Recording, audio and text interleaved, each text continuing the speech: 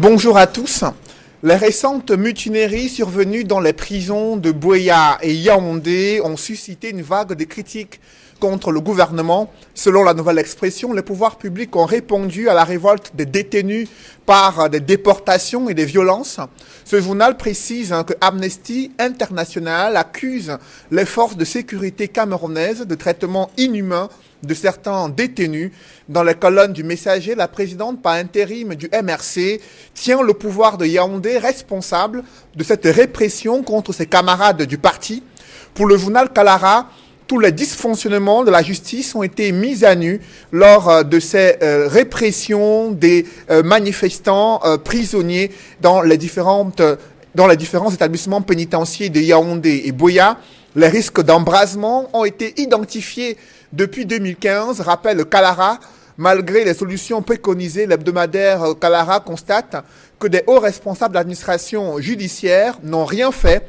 Par contre, ils ont plutôt favorisé les émeutes à la prison centrale de Yaoundé et Buea, croit savoir le journal Kalara.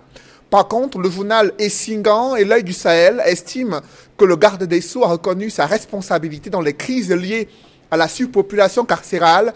Ces journaux invoquent le message dans lequel le ministre de la Justice instruit les chefs des cours d'appel de lui faire des propositions dans l'optique d'une décongestion des prisons. Le journal Le Point Hebdo prend la défense du ministre de la Justice en déplorant le fait que ces propositions visant à éviter des soulèvements n'ont pas été prises en compte dans le secrétariat général à la présidence de la République, au-delà de ces batailles dans le sérail, où sont passées les réformes judiciaires et pénitentiaires pour pallier cet épineux problème qui se pose depuis de nombreuses années. Sous la pression de l'opinion publique, le président de la République, Paul Biya, a prescrit au gouvernement l'accélération des procédures judiciaires et le désengorgement des différents établissements pénitentiaires au Cameroun. Cependant, le chef de l'État n'a rien dit sur le sort de Maurice Kamto, dont l'inculpation préoccupe la communauté internationale. Selon le quotidien Le Jour, le ministre français de l'Europe et des Affaires étrangères a réagi ainsi à une question écrite à l'Assemblée nationale française. Et dans ce contexte sociopolitique, le gouvernement mène une campagne de sensibilisation pour la rentrée scolaire dans le chaudron de la crise anglophone. Relayée dans les journaux d'expression anglaise, cette campagne se heurte aux velléités des groupes séparatistes et aux inquiétudes des parents quant à l'insécurité grandissante dans les villes anglophones. Cette guerre a également décimé la filière banane. Selon le Messager, la production est en chute libre avec des pertes sèches de 40%. Près de 7000 employés sont en chômage technique. L'économie est à bout de souffle. Pourtant, le gouvernement camerounais avait promis une croissance économique vigoureuse et inclusive il y a 10 ans, lors de l'élaboration du document de stratégie pour la croissance et l'emploi. Au moment où les autorités camerounaises recueillent les propositions du secteur privé, quel est le bilan de la politique économique censée être mise en place pour réduire la pauvreté et favoriser des emplois? Les conditions idoines à l'émergence économique du Cameroun sont-elles réunies en cette année 2019? Ces questions brûlantes d'actualité constituent l'ossature de droit de réponse. Mesdames, Messieurs, bienvenue dans cette émission où le choc des idées fait jaillir la lumière des analyses effectuées sur ce plateau. Et pour cette nouvelle édition de droit de réponse, je reçois Samuel Motte. Bonjour. Bonjour Cédric, merci pour l'invitation qui m'a été faite. Vous êtes expert comptable, président section RDPC dans le CAM Sud et membre de la cellule de communication du comité central du RDPC. Merci d'être avec nous ce dimanche. Merci. Également présent sur ce plateau, Maître Roland Dieuhou. Maître Roland Dieuhou, bonjour. Bonjour Monsieur Noufélé, bonjour à tous mes co-panélistes et bonjour aux millions de téléspectateurs d'Equinox. Vous êtes avocat au barreau du Cameroun et militant du mouvement pour la renaissance du Cameroun. Merci d'être avec nous ce dimanche. C'est moi qui vous remercie pour l'invitation. Également présent sur ce plateau avec nous, Faustin Dicam. Faustin, bonjour. Bonjour Cédric et bonjour à tous mes co-panélistes. Bonjour surtout à ces millions de téléspectateurs d'Equinox Télévision qui nous regardent à travers le monde. Je précise que vous êtes le directeur de publication de l'hebdomadaire Tribune d'Afrique. Tout à fait. Merci d'être avec nous ce dimanche. Également sur ce plateau, éditorialiste à la Nouvelle Expression, consultant sur droit de réponse, Edmond Kambia. Edmond, bonjour. Bonjour Cédric Noufélé, je salue les copanélistes et je renouvelle mes amitiés et mes salutations aux téléspectateurs fidèles de cette émission. Une fois le décor planté, en attendant l'arrivée de l'expert en économie et finances convié sur ce plateau, Martin Ombazing, j'aimerais avec vous, Edmond Kambia, évoquer cette opinion divisée qui a été observée dans la presse concernant les responsabilités à la suite des mutineries survenues dans les prisons de Yaoundé et Buea. La nouvelle expression a déploré le fait que le gouvernement ait répondu par les répressions et la violence face aux revendications portées par les prisonniers lors de cette mutinerie survenue il y a quelques jours à la prison centrale de Yaoundé.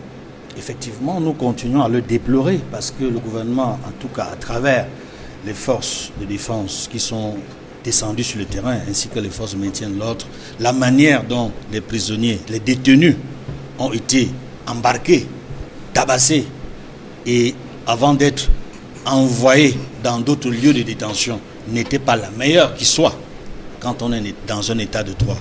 C'est pour cela que nous avons dénoncé cette façon de faire et nous espérons que cela n'arrivera plus.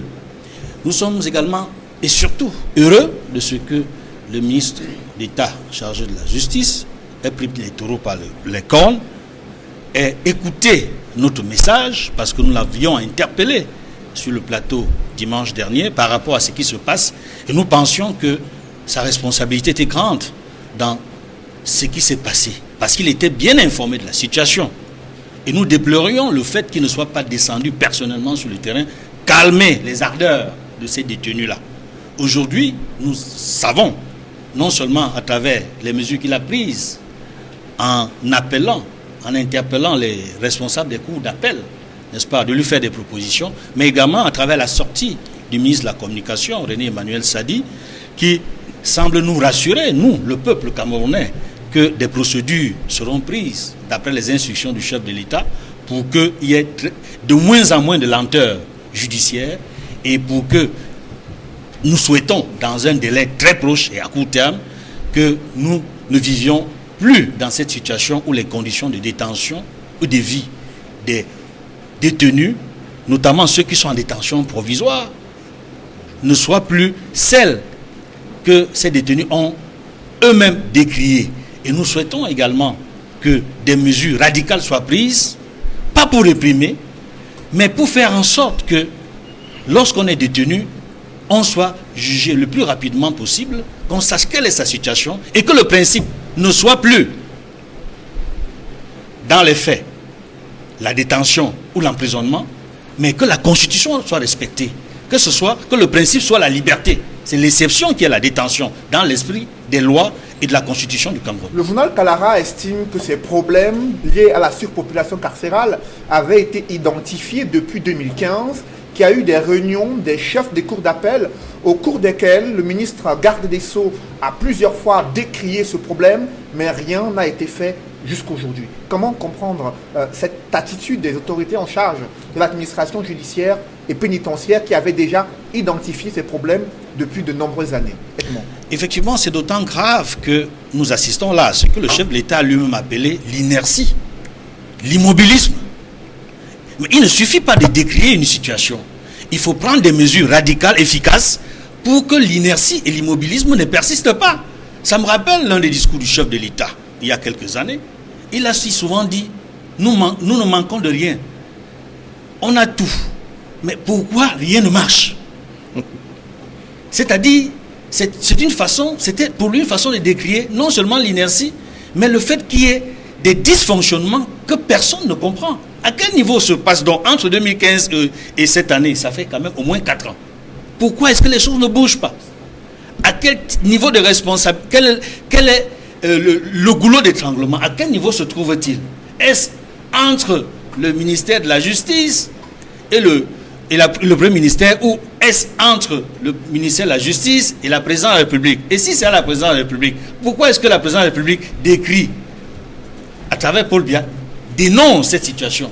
Il y a quelque chose qui ne va pas. Je rappelais ici, sur un plateau récent, le problème de coordination de l'action gouvernementale.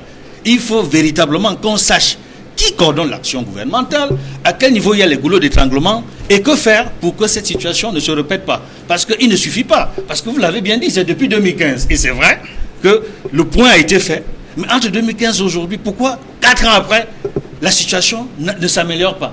Mais cela signifie que le gouvernement ne fait pas un travail d'anticipation et d'action sur le terrain, et surtout de suivi.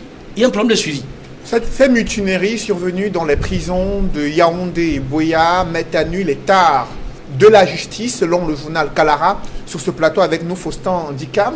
Vous également, vous avez suivi de près ces mouvements d'humeur transformés en mutinerie à la prison centrale de Yaoundé qui cristallise aujourd'hui l'intérêt de la presse. Et selon certains tabloïds, notamment Kalara, le journal Issinga, qui estime que l'administration judiciaire au Cameroun était au courant de ces implosions qui pouvaient arriver dans les établissements pénitentiaires au Cameroun, notamment à la prison centrale. Comment expliquer que depuis 2015, des problèmes aient été identifiés, mais aucune solution n'a été trouvée pour éviter le pire aujourd'hui? Mais je crois qu'il faut désormais regarder les choses de façon froide.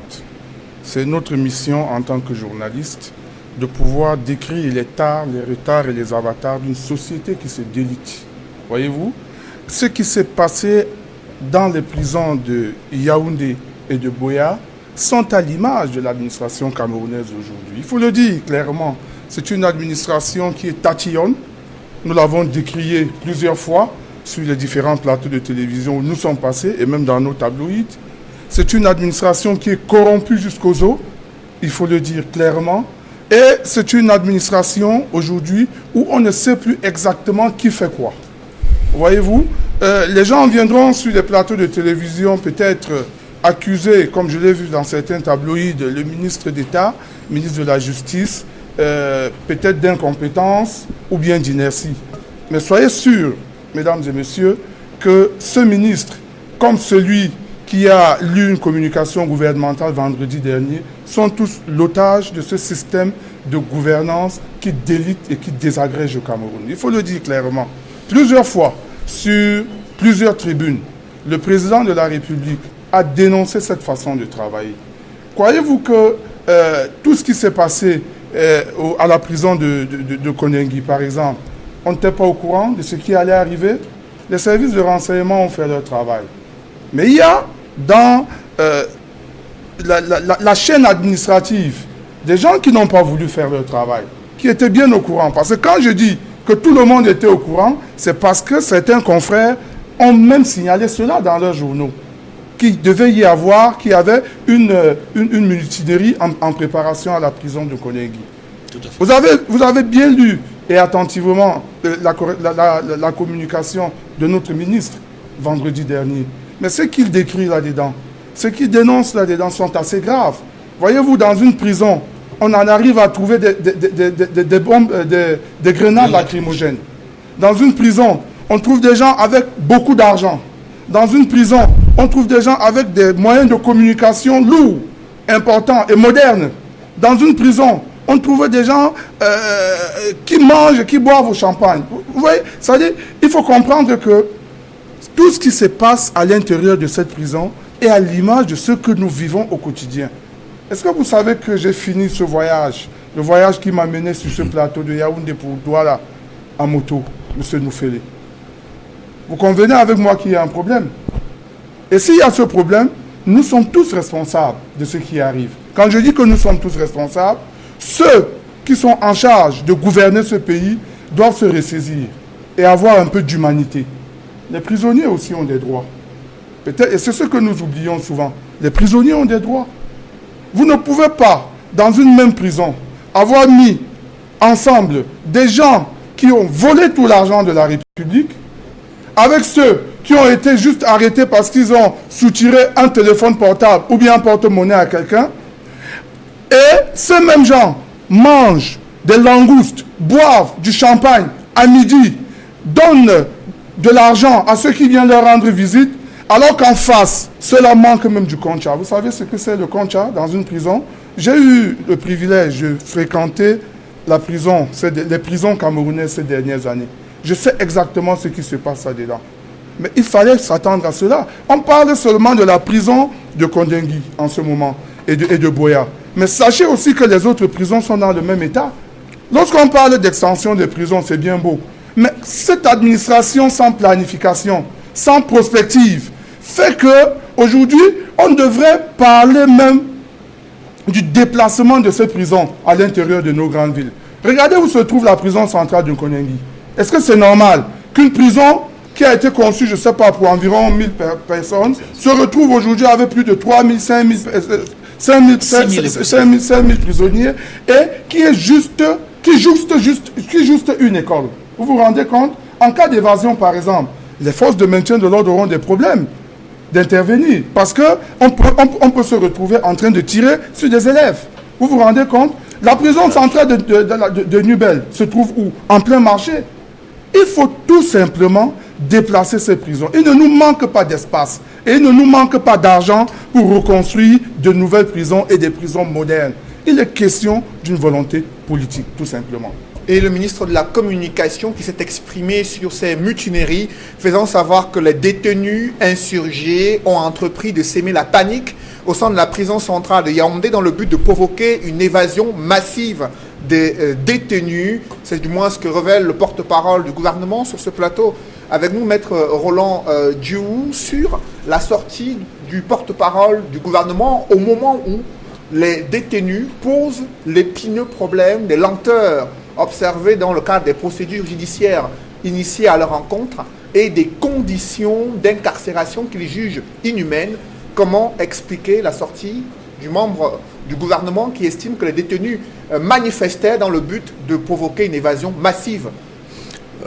J'aurais également compris que le ministre auquel vous faites allusion dise que c'était une tentative de coup d'État qui était également en préparation et qu'il indexe même clairement nos camarades, parce que vous savez que c'est devenu l'habitude dans ce pays et l'habitude de ce ministre-là que d'indexer le MRC pour tout et rien. Monsieur Ndika m'a posé les bases de ce que nous devons discuter cet après-midi. Voyez-vous, le problème des prisons ne concerne pas que la prison de Kondengi. Ça ne concerne pas que nos camarades et nos alliés qui sont actuellement détenus dans les prisons du Cameroun. En 2014, c'est le ministère de la Justice lui-même qui rend un rapport sur l'état des droits de l'homme au Cameroun et qui indique qu'il y avait environ 25 000 détenus. Parmi les 25 000 détenus, ce même rapport indique qu'il y a plus de 15 000 qui sont simplement en détention, c'est-à-dire qu'ils ne sont pas encore définitivement condamnés. Si vous faites la soustraction, ça veut dire qu'il ne reste que 10 000 personnes qui sont en prison, on va dire, normalement. Plus de la moitié est là, mais sans jugement. En 2015, on pose le constat, comme M. Ndikam l'a dit tout à l'heure et M. Kamgia aussi.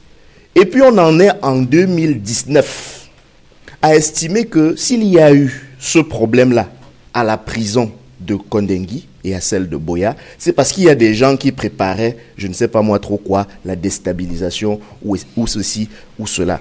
C'est, de mon point de vue, malhonnête. C'est très malhonnête. Parce qu'en plus, on fait de la démagogie quand on annonce, par exemple, lorsque j'ai lu un certain message porté, qu'il faut que les chefs de cour et les présidents de juridiction fassent parvenir au niveau du ministère de la Justice des propositions. Voyez-vous, en 2016, le Code pénal a introduit ce qu'on a appelé les peines alternatives. C'est-à-dire qu'on n'était plus obligé d'envoyer les gens en prison pour certaines infractions.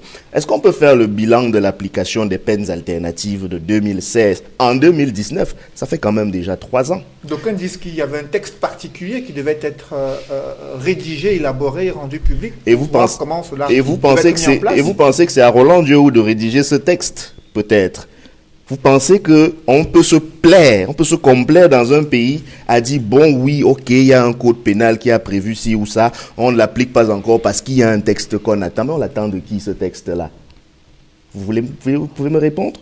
S'il y a un texte qu'on attend, pourquoi la personne, l'autorité chargée de prendre ce texte ne prend pas le dit texte? Et au-delà de cela, vous avez une attitude de ce gouvernement qui a renoncé à respecter la dignité humaine.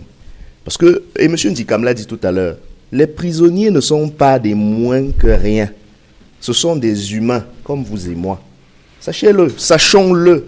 Et donc, ils ne sont privés que de leur droit d'aller et de venir. Ils ne sont pas privés d'autre chose que ça, encore moins de leur dignité. Quand vous avez un régime répressif, dont la seule recette, dont le seul outil, c'est finalement un marteau. Alors il cogne, mais il cogne surtout. Et au lieu d'adresser les préoccupations, on cherche des boucs émissaires. On a entendu dire qu'il y avait des gens qui ont fomenté cela et en indexant nos camarades. Et on a vu le traitement qui a été réservé, par exemple, à M. Mamadou Mota, le premier vice-président du MRC. Quelqu'un qui, je dois le rappeler à la gouverne de nos téléspectateurs, est présumé innocent parce qu'aucune décision ne le condamne à quoi que ce soit. Il est en prison parce qu'un juge militaire estime qu'il pourrait être coupable de révolution, d'insurrection, d'hostilité contre la patrie, etc. Mais vous avez vu le traitement qui lui a été réservé à un présumé innocent. Celui qui lui réserve ce traitement, est-ce qu'il se pose la question de savoir, ce monsieur que je traite de cette sorte, ne peut-il pas être déclaré non coupable? S'il ne peut pas être déclaré non coupable, ça veut dire qu'on est dans le pays de la présomption de culpabilité. Et ce n'est pas normal.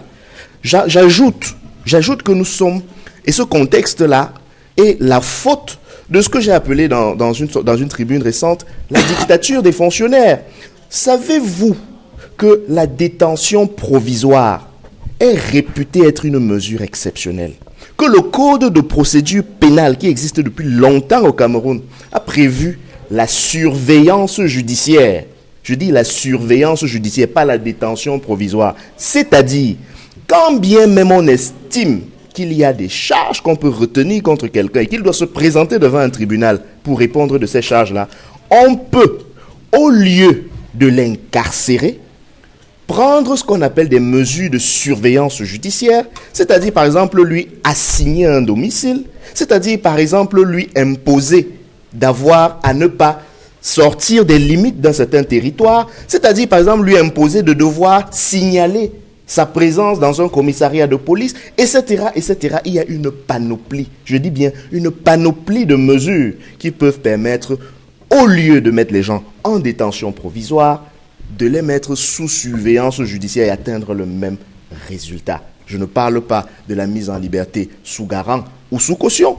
Ce sont des choses qui existent. Mais pourquoi j'ai parlé de dictature des fonctionnaires? Parce que ce ne sont pas ces fonctionnaires-là qui ignorent que cette disposition existe. C'est simplement parce qu'on est dans un contexte où le fait de menacer quelqu'un, de l'envoyer en prison est une menace suffisamment dissuasive pour justifier les dérives qu'il y a derrière, notamment les actes de corruption, et on ne va pas se cacher pour le dire dans ce pays. Au Cameroun, la liberté, ça s'achète.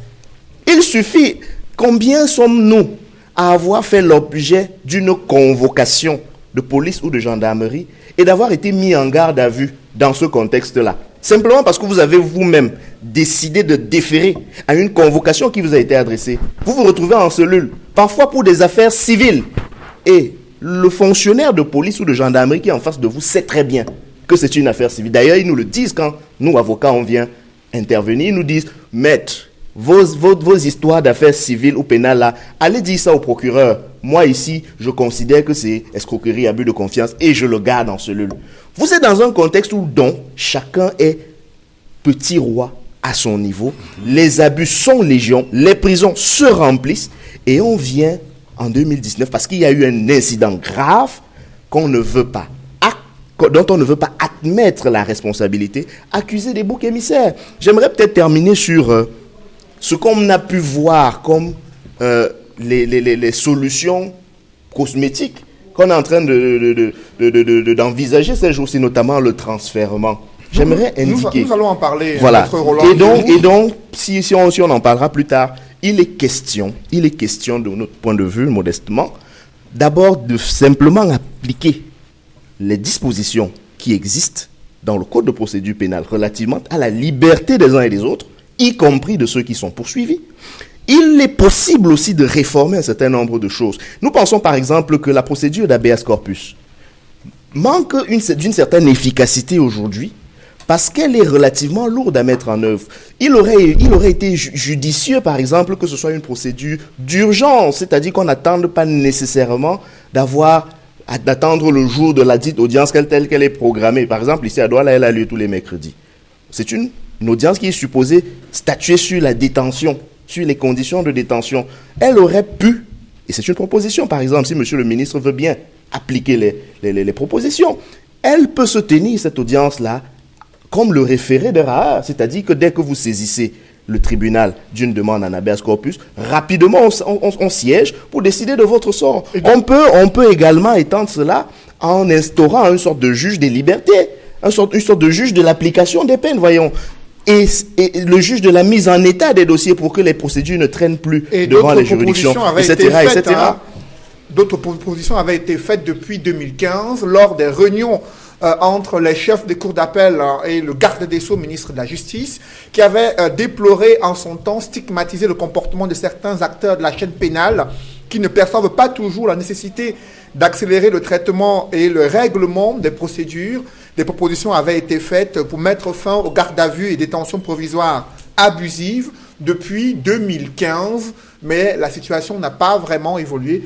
Samuel Maud, lorsqu'il y a une justice aujourd'hui qui est au centre des critiques au regard des mutineries survenues dans les prisons centrales de Yaoundé et la prison principale de Buea, au point où il faut prescrire l'accélération des procédures. Pourtant, durant les réunions au cours desquelles se rencontrent les hauts magistrats, les hauts responsables de l'administration judiciaire, ce problème se pose depuis de nombreuses années, mais les observateurs estiment que rien n'a évolué jusqu'à ce jour. Comment expliquer cette situation? Rien n'a évolué, les choses autour de nous évoluent. Maintenant, ça n'évolue pas à la vitesse que nous souhaitons souvent, mais ça évolue. Et c'est pas parce que vous avez réuni des chefs de cour quelque part que forcément vous allez faire en sorte que les gens soient de moins en moins délinquants. Parce que là, le point que vous soulevez, l'encombrement des tribunaux, effectivement, on peut également en construire, mais je pense qu'il y a également, pas des tribunaux, des pénitenciers, il y en a qui sont en construction, et je pense qu'effectivement, ce problème-là pourra trouver une solution. Mais la meilleure façon également de faire en sorte que les prisons ne soient pas encombrées, c'est d'être également à cheval par rapport à la loi. Quand on vous dit par exemple qu'il y a une infraction qu'il ne faut pas commettre, il ne faut pas la commettre. Et dans le cadre de ce qui s'est passé effectivement dans les deux prisons, vous voyez très bien que la surpopulation, effectivement, je la conteste pas, mais elle a reçu des ingrédients nouveaux et des gens qui ont été des meneurs de ce mouvement-là que nous avons observé dans les prisons. C'est des gens qui, de manière très délibérée, ont décidé à un moment donné de braver la loi. Et dans ces conditions-là, je pense que vous allez faire des prisons tous les jours. Si 11 millions de citoyens, il paraît que c'est le mot dans ce moment, décident effectivement de se mettre en marche par rapport à la loi, vous n'allez pas avoir la capacité nécessaire de les loger. Faut-il les envoyer en prison alors qu'il existe des peines alternatives? Oui, mais justement c'est le gêne que j'ai chaque fois quand je dis ça avec Roland Dioou, avocat, c'est que dans les comportements de MRC, c'est simple. Tout est simple. Quand vous parlez de peines alternatives, effectivement, il faudra voir également les conditions de leur mise en œuvre. Je me mets au défi d'avoir un contentieux avec un justiciable un jour et de voir quelles sont les voies et moyens qu'il a pour pouvoir contrôler que son vis-à-vis par rapport à la procédure qui doit être engagée.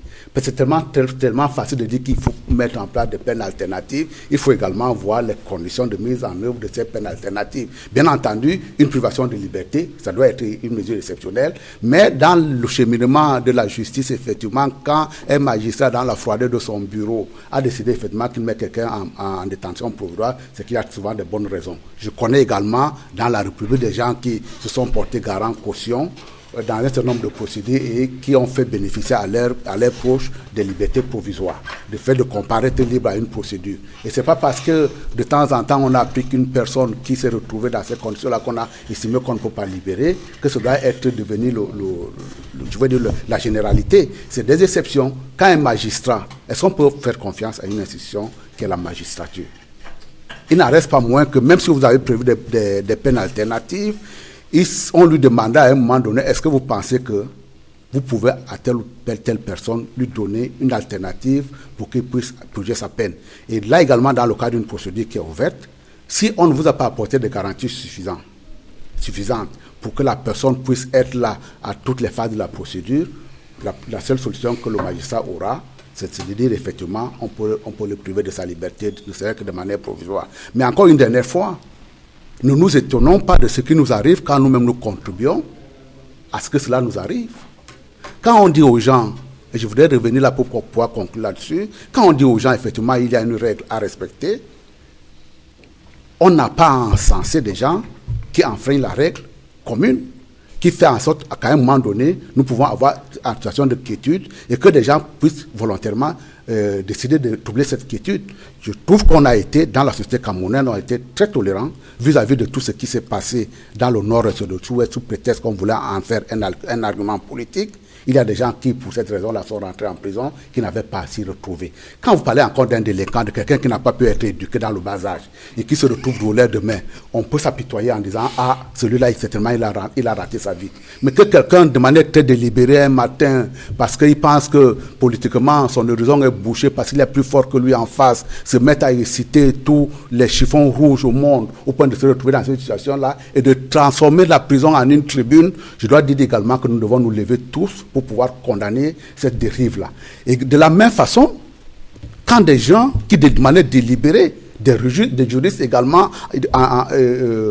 reconnus sur le plan international et même national, se mettent à un moment donné, décident de dire que nous allons enfreindre la loi, c'est quand même quelque chose que nous ne pouvons pas accepter, que nous ne pouvons pas tolérer. Les gens qui ont... Là, quand on cherche le bouc émissaire, je suis désolé.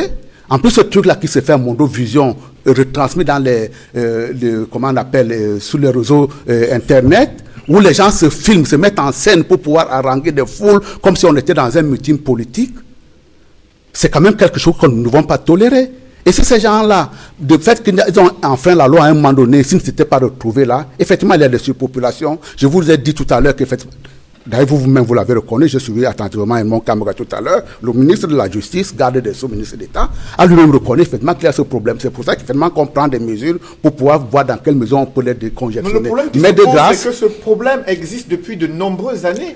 Et les réformes qui sont mises par le gouvernement ne permettent pas de voir une visibilité sur la résolution de ce problème lié à la surpopulation carcérale et aux lenteurs judiciaires. Les lenteurs judiciaires également, écoutez, moi je ferai des efforts pour ne pas me retrouver demain devant un juge.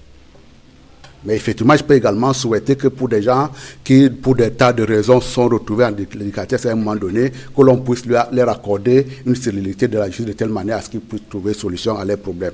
Bien entendu, mais je ne suis pas sûr également que compte tenu des moyens que nous avons aujourd'hui, les gens le font tout à fait de manière délibérée. Il y a des cas exceptionnels qui nous ont été cités ici ou là et qu'on a là également, qu'on a voulu monter en épingle en disant telle personne se retrouve, on ne sait même pas là où se trouve le dossier. Ces cas-là sont des exceptions. Mais la règle, effectivement, mais je crois qu'également les magistrats, ils travaillent dans cette direction-là. Et lorsque on s'est retrouvé dans une situation comme celle-là où on est privé de sa liberté, on doit être, on doit être malheureux. Et notre message à nous, que nous devons porter, ce n'est pas pour condamner telle ou telle personne, c'est de dire aux gens, la prison, ce n'est pas le lieu idéal, il faut aller. Ce n'est pas le lieu idéal. Et donc, quand il y a une règle, il faut la respecter.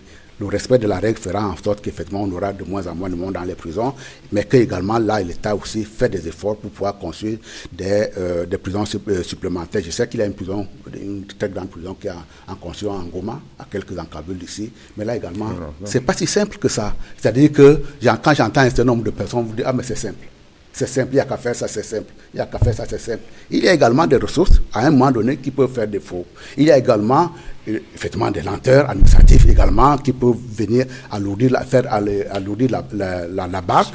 Mais l'essentiel, c'est que nous travaillons pour une société camerounaise qui doit fonctionner en cohésion. Et dans le cadre de cette cohésion-là, la prison, c'est également une solution à la cohésion.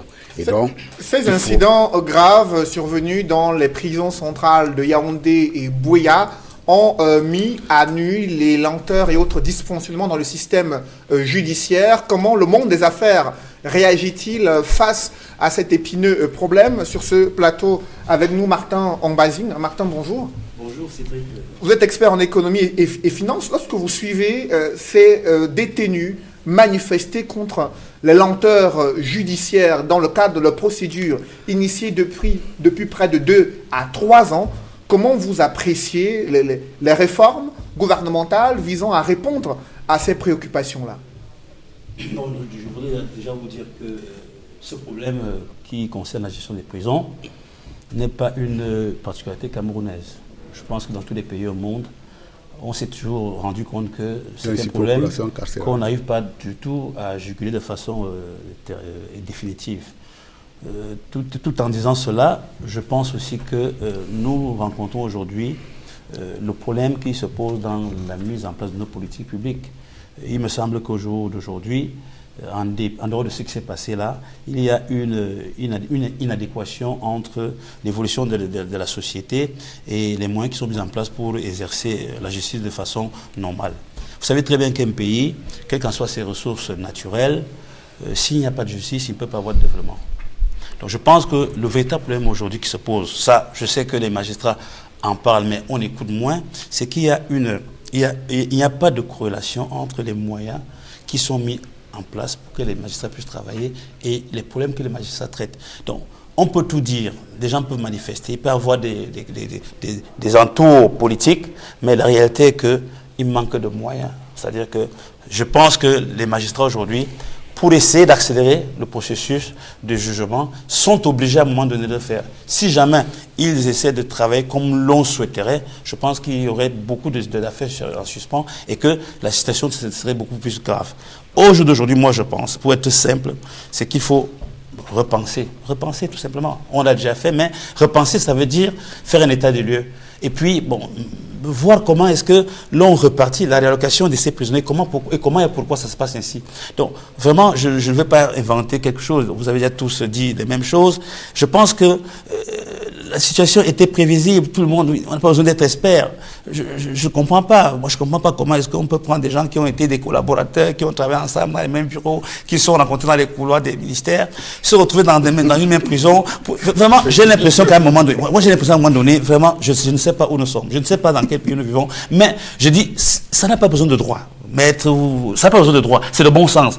Comment prendre une série de personnes, de hauts fonctionnaires de l'État, qui sont avérés être ceux qui ont pris de l'argent, et les réunir à un même endroit. Donc, cette explosion-là, si ça n'avait pas été hier, ça aurait été le lendemain. Donc, pour moi, il faut être clair. Aujourd'hui, les magistrats n'ont pas assez de moyens, un. De deux, nous avons mieux à faire que de penser notre politique en ce qui concerne les prisons. Et de trois, qu'on arrête de penser que le fait d'envoyer des gens en prison est la solution. Puis vous les envoyez en prison, compte tenu des conditions de vie qu'il y a là-bas, ces gens-là reviennent et ils sont totalement bousillés. Donc la prison doit être humanisée. Donc le véritable problème, il faut qu'il y ait des objectifs comme ça, il faut qu'il y ait une pédagogie qui fait en sorte que même ces magistrats-là, malgré les difficultés qu'ils ont à exercer leur travail, pensent aussi qu'à chaque fois qu'ils prennent un individu qui peut-être a fait un chèque sans provision, qui peut-être a volé un billet, quand on l'envoie là-bas, c'est pour l'envoyer en enfer. Donc pour moi, je me dis, à quelque chose malheur est bon, j'espère que cette situation qui s'est passée va permettre à l'État de prendre à bras le corps le problème de la refonte des prisons et puis le problème de la refonte de la justice et des prisons. Selon le porte-parole du gouvernement, les détenus identifiés comme les meneurs de cette insurrection sont au total 244 placés sous exploitation auprès des services de la police et la gendarmerie. Le ministre de la Communication précise que les diverses procédures légales initiées à l'encontre des meneurs de cette insurrection ont été conduites dans le strict respect des lois et règlements de la République. Pourtant, Faustin Djikam, il y a eu des plaintes de la part du mouvement pour la renaissance du Cameroun qui estime que certains de ses militants ont été exfiltrés des prisons sans qu'ils ne soient informés et conduits vers des destinations inconnues. Et le ministre de la Communication estime que les procédures initiées à l'encontre des meneurs, parmi lesquels se trouveraient des militants du MRC, sont des procédures légales respectant les lois et règlements de la République. Qu'auriez-vous voulu que le ministre dise? Je vous ai dit ici d'entrée que tous ces ministres sont l'otage d'un système qui se délite. Je vous assure que il faut que nous quittions définitivement l'habitude du jonglage, du faire semblant et dire des choses telles qu'elles sont. La justice camerounaise aujourd'hui est l'épicentre de toutes les injustices et de toutes les frustrations que les Camerounais vivent. Il faut le dire clairement. Il suffit de rentrer dans cette administration pour voir comment ça se passe. Comment devient-on magistrat dans ce pays aujourd'hui? Quels sont les magistrats qui sont nommés à des postes de responsabilité aujourd'hui? Comment gère-t-on les dossiers? Est-ce que vous savez que c'est parce que beaucoup de dossiers judiciaires sont mal ficelés qu'on se retrouve avec 80% de la population carcérale qui est prévenue et non détenue? Simplement parce que, comme disait quelqu'un tout à l'heure, On monte des dossiers à l'emporte-pièce, on jette les gens en prison, on ne se soucie pas de leur vie, on ne se soucie pas de ce qu'il y a à faire, on les laisse ça. Moi, j'ai rencontré à la prison centrale de Konegi, que je fréquente souvent, des bonhommes qui vous disent qu'ils sont là depuis 10 ans, et à chaque fois, lorsqu'ils sont appelés devant les tribunaux, leur affaire se voit renvoyer. Ils sont là, ils attendent. Vous voyez? Alors, la justice est devenue aujourd'hui au Cameroun aussi une affaire de petits copains, où vous pouvez prendre votre téléphone le matin, appeler un procureur de la République parce que vous avez eu, je ne sais pas, des échanges un peu violents avec quelqu'un, et puis le soir, vous vous retrouvez en prison. Il vous met en détention. Je le vis tous les jours à Yaoundé. Alors, si nous avons une justice pareille, ce n'est pas l'administration pénitentiaire à côté qui va bien se porter. Je vous rappelle aussi que le ministère camerounais de la Justice a tout un ministre en charge des affaires pénitentiaires. On n'en a pas beaucoup parlé. Mais c'était un ministre, en charge des affaires pénitentiaires. Qu'est-ce qu'il fait là-bas? C'est ça. On ne sait même, on ne parle même pas de lui. On dit bien ministre, secrétaire d'État en charge des affaires pénitentiaires. Administration pénitentiaire. Alors, M. Ombazin parlait tout à l'heure d'une politique carcérale qu'on devrait mettre qui devait être mise sur pied. On ne devrait pas se retrouver avec des gens d'un certain niveau, avec d'autres, avec des petits délinquants, ensemble avec des grands délinquants. Je vous assure que si on vous ouvre le Kosovo, ce qu'on appelle Kosovo, à la prison centrale de Konegi, j'y ai été. Vous n'allez pas manger pendant 2 jours. Donc c'est pour vous faire comprendre que si nous avions su mettre sur pied une politique nationale de construction ou bien de modernisation de nos prisons, on n'en serait pas arrivé là. C'est vrai, dans tous les pays du monde, il y a ce problème de surpopulation carcérale. Mais on sait qui va où et à quelle prison. On mélange tout chez nous. Vous n'allez pas prendre des condamnés à mort et mettre ensemble avec des petits délinquants qui ont soutiré un porte-monnaie à l'avenue Kennedy, par exemple. C'est ça le véritable problème. Et puis vous ne pouvez pas venir ici dire que le ministre de la Justice, le ministre d'État n'est pas au courant de tout ce qui se passe. Non. C'est d'abord un magistrat hors hiérarchie qui a travaillé sur le terrain. Et je crois qu'il a son 2e séjour dans ce ministère. Il sait très bien qu'il a eu ces problèmes. Il a souvent fait des propositions, ce n'est pas la première fois, parce qu'aujourd'hui, les gens lisent ce qu'il a écrit à l'endroit, des recommandations qu'il donne à l'endroit des chefs de cour. Mais plusieurs fois, il a fait. Mais c'est resté dans les tiroirs, comme dans bien d'autres administrations de chez nous, aujourd'hui. C'est ça le véritable problème, l'inertie. L'inertie que nous devons combattre. Et puis cette culture de l'incompétence, où personne n'est finalement à sa place dans ce pays. Il faut que ça change. Personne n'est responsable. Nous travaillons tous, qu'on soit président de la République ou bien simple pousseur dans la rue, nous travaillons tous pour le bonheur de notre pays. Et quand une politique ne met pas au centre l'intérêt de l'homme, c'est que cette politique est vouée à l'échec. Il faut le savoir. Et le gouvernement qui a choisi de poursuivre en justice les présumés meneurs de cette mutinerie survenue à la prison centrale de Yaoundé. Ils sont 244 placés sous exploitation auprès des services de la police, de la gendarmerie.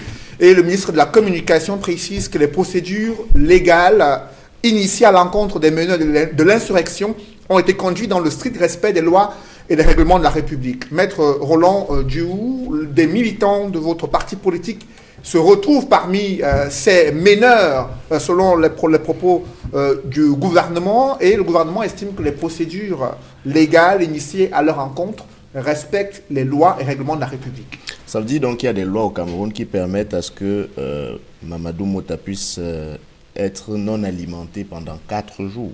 Si c'est à ça qu'on fait allusion, je veux bien. Ça veut dire qu'il y a des lois qui permettent au Cameroun d'interdire l'accès à ses avocats, à sa famille. Si c'est ça, oui, peut-être que j'ai mal lu les lois du Cameroun. Il faut qu'on soit sérieux. Et d'ailleurs, qu'est-ce qu'on appelle meneur et meneur de quoi? Meneur et meneur de quoi? Vous avez cette technique-là au Cameroun qui consiste, parfois pour des officiels, à jeter comme ça à l'opprobre, sur des gens, et puis après vous dites dans une phrase qui suit, bon, ils sont quand même présumés innocents. Qu'est-ce qu'on appelle meneur? Sur la base de quoi accuse-t-on les gens dans une communication de meneur? C'est exactement la même bêtise qui avait été commise lorsqu'on a décidé de faire du MRC l'auteur des casses des ambassades à l'étranger pour après se rébiffer en disant c'est X, c'est plutôt X qu'on poursuit. Quand il y a un mouvement comme celui-là, et d'ailleurs les informations que nous avons recueillies de ce qui s'est passé à la prison sont à 1000 lieues de ce qu'on prétend. On parle de meneurs de quoi? Les gens qui se plaignent qu'ils sont là depuis 3 ans, pour parler de ceux qui sont arrêtés dans le cadre de la crise anglophone. Ils sont depuis 3 ans présumés innocents de terrorisme, mais ils sont quand même en prison. Ils sont en prison, ils ne sont pas jugés. Ils ne sont même pas appelés, parce que ceux qui sont au moins appelés avant de voir leur affaire renvoyée peuvent avoir quand même l'espoir de ce que leur jugement viendra un jour. Ceux-là ne sont même pas souvent appelés. Ils se plaignent de cela. Et maintenant, comme au Cameroun, tout est prétexte pour mettre à mal le MRC et la coalition qui l'accompagne, on vous parle des meneurs. Est-ce que cette communication vous a dit ce qu'il est advenu? Par exemple, de ceux qui ont été exfiltrés et qui sont désormais au secret. Est-ce qu'elle vous dit? Ou alors, faut-il admettre que tenir les gens au secret, c'est légal? Dans ce cas, nous tous sur ce plateau apprêtons-nous probablement à faire partie de ceux qui seront demain tenus au secret légalement, M. Motte. Et tout à l'heure, j'ai entendu dire que on a des difficultés, on peut avoir des difficultés à appliquer tel ou tel texte, que ce n'est pas si simple, que c'est compliqué. Vous êtes expert comptable, je comprends que vous puissiez voir les choses toujours sous l'angle de la complexité. Mais sachez que l'expert ou les experts précisément, c'est de rendre les choses complexes, accessibles. Et il me semble qu'il y a des experts dans ce gouvernement, à moins que vous fassiez par là l'aveu selon lequel vous n'avez aucune expertise.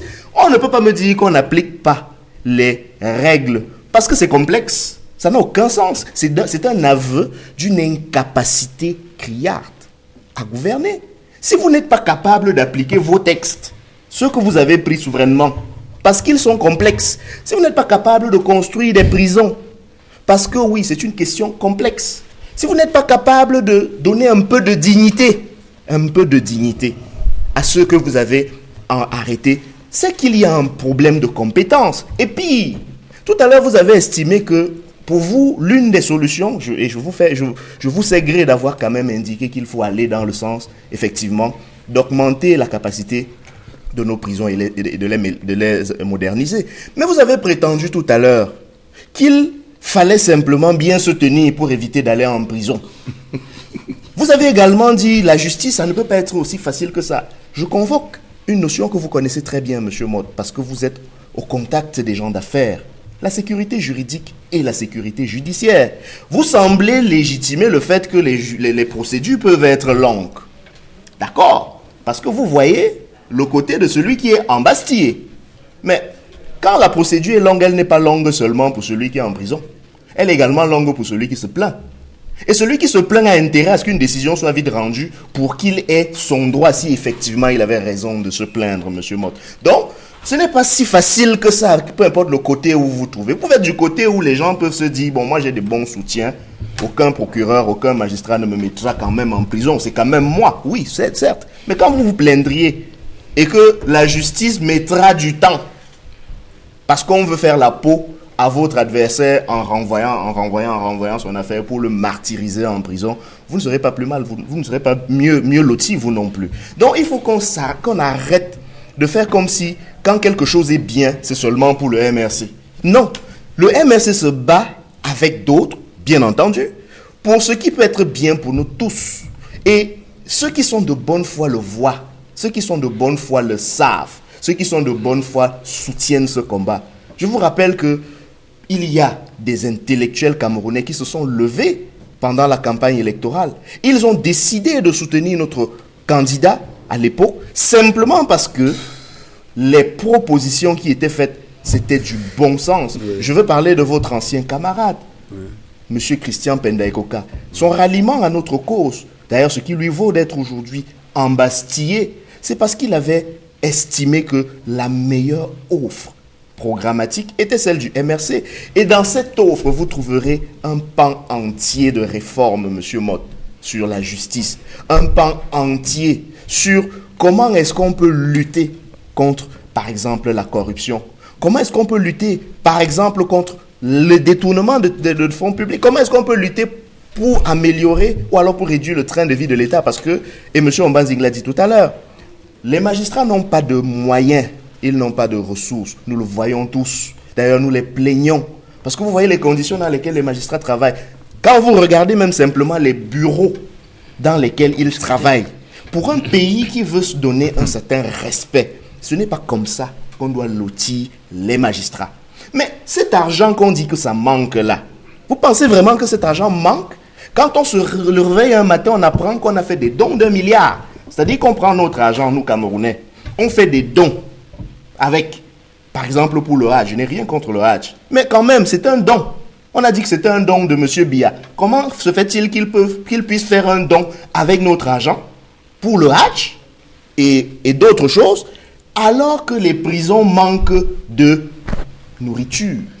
C'est pire, monsieur Motte. L'administration pénitentiaire... C'est pire, c'est-à-dire qu'on va sur les questions d'infrastructure.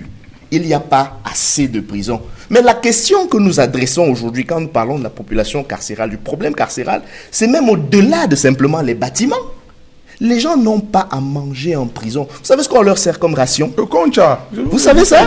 Est-ce que vous, la dernière fois que vous avez mangé du concha, pour reprendre monsieur Nzikam, c'était quand?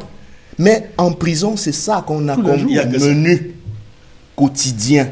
Vous imaginez? Tout à l'heure, on a parlé d'humanité et de dignité.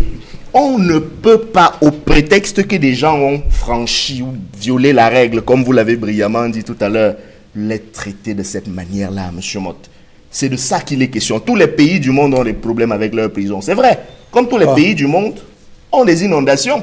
Mais quand on est dans un pays, finalement, quand on est dans un pays qui choisit toujours de mettre en lumière les exemples de médiocrité, ça veut dire qu'il a réussi et il a choisi de ne pas s'améliorer. Quand on vous dit on a des problèmes dans nos prisons, des gens viennent vous dire oui, mais tous les pays du monde ont des problèmes dans leurs prisons. Ça veut dire ok, il n'y a rien à regarder, il faut circuler. Alors sur cette question de réforme du système judiciaire et de l'administration pénitentiaire, l'on constate que le gouvernement n'en fait pas assez. Il se réveille seulement lorsqu'il y a des incidents graves, comme il a signalé, pour prescrire des accélérations des procédures judiciaires. Et dans 2 ans, 3 ans, les Camerounais vont se retrouver dans la même situation. Comment comprendre cette attitude des pouvoirs publics face à un épineux problème qui se pose depuis de nombreuses années? La notion de réforme, déjà, je la conteste parce que quand vous allez dans d'autres pays où très souvent on fait des campagnes électorales, chacun qui vient d'ailleurs, même dans notre cas, on vous dira toujours faire des réformes. C'est pour ça tout à l'heure quand j'ai dit avec le MRC, c'est simple. Chaque fois, ils vous diront dans tel ou tel secteur, ils veulent faire telle ou telle réforme. Mais après, finalement, la réalité les rattrape. Quelle est donc la difficulté? Attendez. Nous n'avons pas encore gouverné pour que la réalité nous rattrape. Qui prévoit des dispositions pour éviter l'engorgement des prisons. Nous n'avons pas encore gouverné pour que la réalité... Et c'est les mêmes qui, à un moment donné, vous disent nous sommes dans une société incivile parce que le RDPC s'est installé pendant très longtemps. Et donc, cet incivisme-là, nous le subissons tous. Et c'est ce que j'ai dit tout à l'heure qui a fait sourire tout le monde sur le plateau. La première mesure pour que les prisons ne soient pas encombrées, la première, c'est qu'il faut qu'effectivement que la digue sociale puisse fonctionner, où on inculque aux enfants l'esprit de la discipline et du respect des lois et des règlements. À ce moment-là, ça ira bien pour tout le monde. Après maintenant, mais justement, après maintenant, le problème, il y a un ministère. Est-ce qu'il ne faut pas sensibiliser les magistrats aussi sur les mesures qu'ils doivent prendre? Mais j'en viens, je vous dis tout simplement, maintenant, si nous mettons 11 millions à faire des bêtises comme on en a l'habitude de faire, à ce moment-là, à un moment donné, quelles que soient les ressources que vous allez mettre en face, les gens seront débordés. Et la notion de digue sociale que j'ai l'honneur de défendre chaque fois doit fonctionner dans une société pour que tout soit en cohérence. Quand il y a une digue sociale qui doit réprimer un certain nombre de méfaits avant que ça n'arrive dans le monde judiciaire, il faut que la société soit capable. Et il faut que la société le fasse. Dans cette tolérance-là absolue dans laquelle nous sommes entrés, où très souvent on a encensé le méfait, mais forcément on va être débordé. Là, parmi les gens qui se retrouvent dans les prisons aujourd'hui, il y a des gens qui n'ont aucune raison d'y être. Tout simplement parce qu'il y avait un contentieux qu'ils ont de toutes pièces créé. Ils n'avaient pas de raison d'y être. Et je vous dis encore une fois, je veux bien m'apitoyer devant un enfant qui n'a pas reçu l'encadrement nécessaire dans son enfant et qui s'est retrouvé dans la délinquance. Je serai plus ou moins sans pitié pour un délinquant en col blanc. Je serai sans pitié pour quelqu'un qui pense que la vie politique est devenue une jungle. Est-ce que c'est ça le rôle de la justice? Attendez, quand je vous dis ça... Dans une société comme celle où nous vivons. Pardon? Est-ce que c'est le rôle de la justice d'être impitoyable selon les cas? C'est le rôle de la justice, effectivement, d'être impitoyable. Si vous pensez le contraire, je serai en antagonisme profond avec vous. C'est effectivement la justice est là, effectivement, pour pouvoir donner l'exemple, pour pouvoir dire à la personne, la prochaine fois qu'il y a une autre personne qui fait comme ça, le sort qui sera le sien, la justice doit être impitoyable. Effectivement, que l'on puisse humaniser les prisons, ça c'est un autre concept. Mais la justice, effectivement, doit être impitoyable. Et quand je vous dis, effectivement, les gens en face, ils vous disent toujours c'est simple. Oui, c'est simple. Sauf qu'à l'épreuve, on se rend compte que quand on vous a dit c'est simple de créer des prisons, il n'y a qu'à faire ceci, c'est simple de faire des autoroutes, il n'y a qu'à ceci, c'est faire des troisième et quatrième ponts sur le Vori, il n'y a qu'à faire ceci. Après, on se rend compte que tout compte fait, pour pouvoir prendre même ce pouvoir-là, ce n'est pas si simple que cela. Et lorsqu'on a considéré que ce n'est pas aussi simple que cela, on crée des artifices en disant effectivement, le 8 octobre, on va organiser, je ne sais pas moi, une insurrection populaire au Cameroun et on se rend compte que ce n'est pas si simple que cela. Et que ce n'est pas si simple que cela parce qu'on s'entête effectivement dans un chemin qui n'est pas un chemin qui est un chemin condamnable et qu'on se rend compte qu'effectivement, de révolte en révolte, on se retrouve tous seuls dans les rues. Le rôle du gouvernement et le rôle effectivement de la justice, c'est de faire en sorte que pour des gens qui veulent aller demain ou après-demain travailler, qu'on leur assure une certaine sécurité pour qu'ils aillent travailler et que les gens qui veulent se divertir, qu'on puisse les mettre en marche. Si vous avez une autre conception de la... Attendez, Laurent Dioyou, si vous avez une autre conception de la justice que celle-là, c'est la mienne. Et je pense qu'également, elle qui doit être défendue par tous les républicains du monde entier. Et dans ce cadre-là, on n'a pas à aller se mettre en scène dans une prison. On n'a pas à aller se mettre en scène dans une prison. Il y a un certain nombre d'effectifs que nous avons gérés tant bien que mal jusque-là. Je considère que les gens qui, pour des tas de raisons, qui sont totalement liés à leur confort et à leur ambition personnelle, se sont retrouvés en marge de la loi, ils sont retrouvés en prison aujourd'hui, ils sont des facteurs d'incitation de telle manière à ce qu'ils pensent qu'ils peuvent mettre le feu à sang à la République. Ces gens-là, unanimement dans leur plateau, quel que soit leur appartenance politique, parce que là tout à l'heure, ils disaient, mes anciens camarades n'avaient pas se retrouver là, nous devons être en mesure de les condamner, ce genre d'agissement. C'est pour cette raison-là que la société marchera nettement mieux. Et quand on parle des problèmes de ressources, j'ai des problèmes avec Laurent Dioyou. Ce raisonnement-là, par exemple, à mon sens, ne tient pas du tout. Ce n'est pas parce qu'on a donné de l'argent pour les gens qui vont en pèlerinage que nécessairement on n'en a pas fait pour les gens, pour l'administration pénitentiaire. Et ce n'est pas parce qu'on a donné de l'argent pour le Hajj que pour autant l'éducation nationale a été mise en marche de la politique gouvernementale. C'est quoi ce raisonnement, par exemple? On peut trouver à un moment donné des commodités. Et d'ailleurs, je vous signale, Laurent Dioyou, lorsqu'on donne des commodités aux gens qui vont faire le Hajj, on ne fait pas le tri là-dedans pour pouvoir savoir si c'est un militant du MRC ou un militant du SDF. Mais ils sont tous musulmans. Ah, ben voilà. Et les chrétiens, heureusement qu'ils sont musulmans, mais effectivement, attendez, non, si vous voulez me prendre, les chrétiens auraient pu demander la même chose.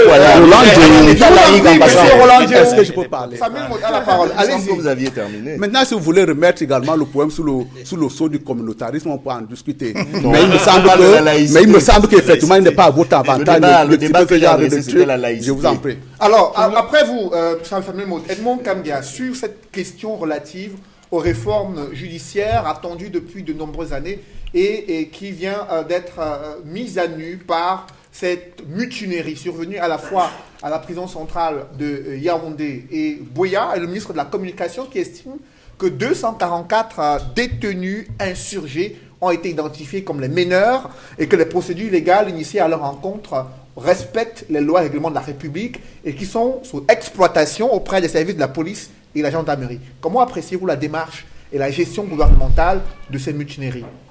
Oui, M. Noufélé, je vais répondre à cette question. Je vais juste dire en quelques secondes un mot par rapport à ce que M. Mott et M. Ndikama ont dit tantôt sur la présence des champagnes qu'on a découvert pendant... Non, je crois que et les langoustes, mais je crois que c'est les langoustes, je crois que c'est une contagion de l'affaire de Rugy en France, mais bon, j'ai bien compris ça. Non, je voulais juste expliquer pourquoi il y a... Non, 18 ans d'âge. je voulais juste expliquer pourquoi on comprenne pourquoi il y a un certain nombre de choses qu'on découvre en prison. Mais puisqu'il y a des prisonniers VIP, ils boivent du champagne. Ouais, et des langoustes. Alors que la Constitution dit prône l'égalité du citoyen devant la loi. Dans nos prisons, les citoyens ne sont plus égaux. C'est triste, mais c'est une réalité. Les citoyens devraient être égaux partout, en liberté comme en détention. Monsieur Kamgia, l'autre question c'est comment ces champagnes font pour arriver en prison? Ça commence à travers tout le cordon de sécurité.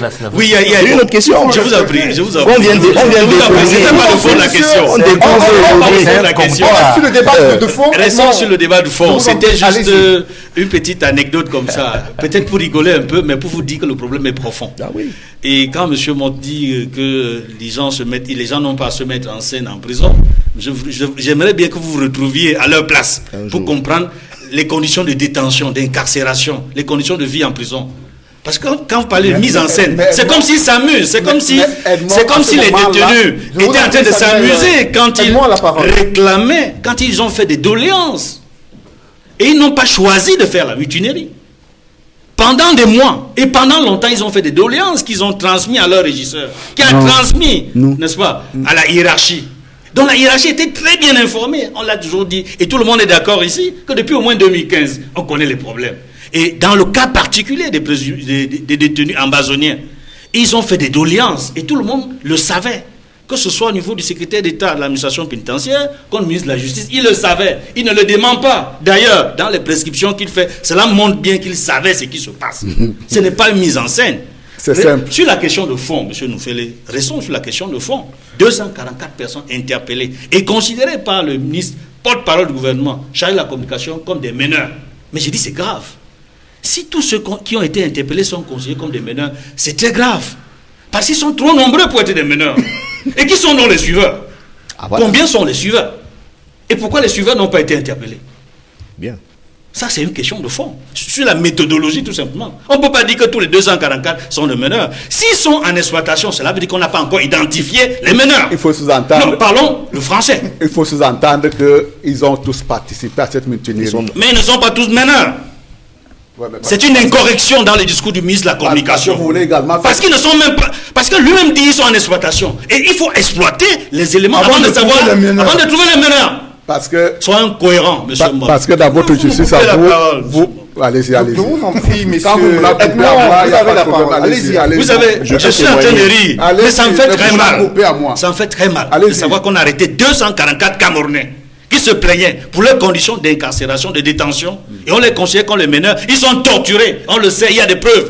Des avocats sont allés sur le terrain, les ont rencontrés, sous-alimentés, torturés, en violation des conventions et traités que nous avons signés sur les actes de torture et sur les traitements dégradants et cruels. Nous ne sommes plus un état de droit lorsque l'on se comporte ainsi. Et je dois dire, toujours sur la manière dont ils ont été transférés, peut-être que tout à l'heure on va aborder la question de transfèrement, mais je veux dire, le nombre est d'abord très élevé. Ils ne sont pas tous des meneurs. Et puis, le Cameroun donne l'impression, après cette sortie, que ceux qui se sont plaints dans la prison n'avaient nullement raison. C'est l'impression, j'ai dit c'est une impression. Et j'ai dit c'est d'autant grave que le régisseur qui est parti avant d'être remplacé avait confirmé un certain nombre d'informations concernant leur situation et attendait une amélioration qui n'est jamais arrivée avant son départ. Je parle du régisseur qui est parti. Il y a un nouveau qui l'a remplacé. Et on ne peut pas continuer ainsi. Parce que ce qui en réalité s'est passé à Kondengui, à la prison centrale, les mêmes problèmes existent à la prison de Nebel, à la prison de Bafoussam. Pas seulement à Buea, même dans les autres prisons à Garoua et partout. Et il ne faudrait pas que ça se généralise. Peut-être M. Mott souhaiterait qu'à Nebel, les prisonniers également fassent une mutinerie. Mais il faut apprécier ici le travail d'anticipation n'est-ce pas, du régisseur de la prison de Nebel, qui est ouvert, qui a discuté avec ses prisonniers. Il faut anticiper. Mais ça ne suffit pas. Il faut régler les problèmes. et le plus rapidement possible. Est-ce que les procédures légales initiées à l'encontre de ces détenus qui ont été interpellés ont été respectées? Certains d'entre eux ont été exfiltrés de la prison, conduits vers des destinations dont les avocats n'en avaient pas connaissance au moment des faits, et le ministre de la Communication qui précise que tout s'est passé dans le respect des règles et lois de la République. Je regrette, tout ne s'est pas passé dans le respect des lois et des règlements de la République. Si on s'en tient tout simplement au texte en vigueur, notamment le Code de procédure pénale, il y a plusieurs dispositions qui démontrent à souhait que le transfèrement n'aurait jamais dû avoir lieu en l'absence de leurs avocats, et surtout, et ça c'est le plus grave, sans que le juge qui les a envoyés à Neubel ne prenne une autre décision qui leur permet de quitter ce lieu de détention pour un autre. Ça, c'est l'esprit et la loi du Code de procédure pénale. Le juge qui les a envoyés à Neubel n'a jamais pris un texte qui leur permet de quitter Neubel pour un autre lieu de détention. Je voudrais qu'on m'apporte la preuve du contraire. Ça, c'est l'esprit de la loi du Code de procédure pénale. On n'aurait jamais dû les transférer sans qu'il y ait un acte judiciaire. Et en l'absence, et sans informer leurs avocats. Non. Alors, ça, il faut le dire. On ne peut pas dire qu'on a respecté les lois et les règlements en vigueur. On les a violés. Faustin Dikam, sur ces procédures initiées à l'encontre de ceux qui sont considérés comme les détenus, les insurgés, qui sont responsables de la mutinerie survenue à la prison centrale de Yaoundé. Le gouvernement estime que les procédures légales initiées à leur encontre ont été respectées et qu'ils sont sous exploitation auprès des services de la police et de la gendarmerie à Yaoundé. Monsieur Noufele, ce que je veux vous dire, c'est que depuis 1 heure du temps, ces tranches de vie de notre pays que nous sommes en train de décrire ici contribuent beaucoup plus à éveiller nos peurs et à entretenir nos angoisses et à alimenter nos désespoirs. Je vous ai dit ici, sur ce même plateau, aujourd'hui, que le plus souvent, notre justice jette les gens en prison avant d'aller chercher les preuves de leur culpabilité après. C'est ça le véritable problème. C'est-à-dire que nous montons mal les procédures au niveau de la justice. Il suffit d'aller à Nubel, il suffit d'aller en Kondengi et discuter avec les prisonniers lambda. Et vous allez comprendre. Il y a des OPJ qui vont tous les jours, dans le cadre de leur formation, rencontrer les prisonniers. Ils leur disent la même chose. Vous ne pouvez pas faire tous les jours de l'accusation au conditionnel. Ce n'est pas normal. Et quelqu'un disait au début de cette émission que la détention devait être l'exception. Je l'ai dit. Voyez-vous? Mais nous sommes dans un environnement où on vous jette en prison avant d'aller chercher les preuves de votre culpabilité après. Je le répète ici, pour que cela soit clair. Et que tous ceux qui sont en charge de la justice, tous ces magistrats, sachent que avant de prendre la décision d'envoyer quelqu'un en prison, que celui-là sache qu'il est en train de tuer une partie de la vie de ce citoyen. On ne peut pas dire qu'on va en prison pour une raison ou pour une autre. On ne va pas seulement en prison parce qu'on est délinquant, M. Mout. Voyez-vous? Oui. Il y a des gens qui vont en prison pour avoir bagarré. Mais c'est un acte de délinquance. Non, ce n'est pas un acte de délinquance. C'est un acte de délinquance. Dans l'émotion, vous pouvez gifler quelqu'un. Ah ben voilà, c'est ça le problème, effectivement. Vous n'allez pas me dire que tous ceux... toutes les bêtises. Non, vous n'allez pas me dire que tous ceux qui sont en prison sont des délinquants. C'est pas ce que j'ai dit non plus. Non, vous avez dit qu'il faut éviter d'être délinquant pour ne pas se retrouver en prison. Oui. Mais en même temps... Logique élémentaire, M. Watson. Est-ce que vous savez que, par inadvertance, vous pouvez bousculer quelqu'un dans la rue avec votre véhicule et vous vous retrouvez en prison? Homicide involontaire, par exemple. La loi a prévu ça. Oui. Mais ce n'est pas parce que vous avez bousculé quelqu'un, vous ne sortez pas de chez vous avec votre voiture pour cogner sur les gens. Mais vous vous retrouvez en prison. Mais ce n'est pas pour autant qu'on peut vous traiter de délinquant. Oui. C'est pour ça que moi je dis que nous devons avoir plus d'humilité, de reconnaître que des choses ont été faites par le gouvernement, mais beaucoup reste à faire. Ouais. Surtout dans le secteur de l'administration judiciaire et pénitentiaire. Il faut le dire clairement.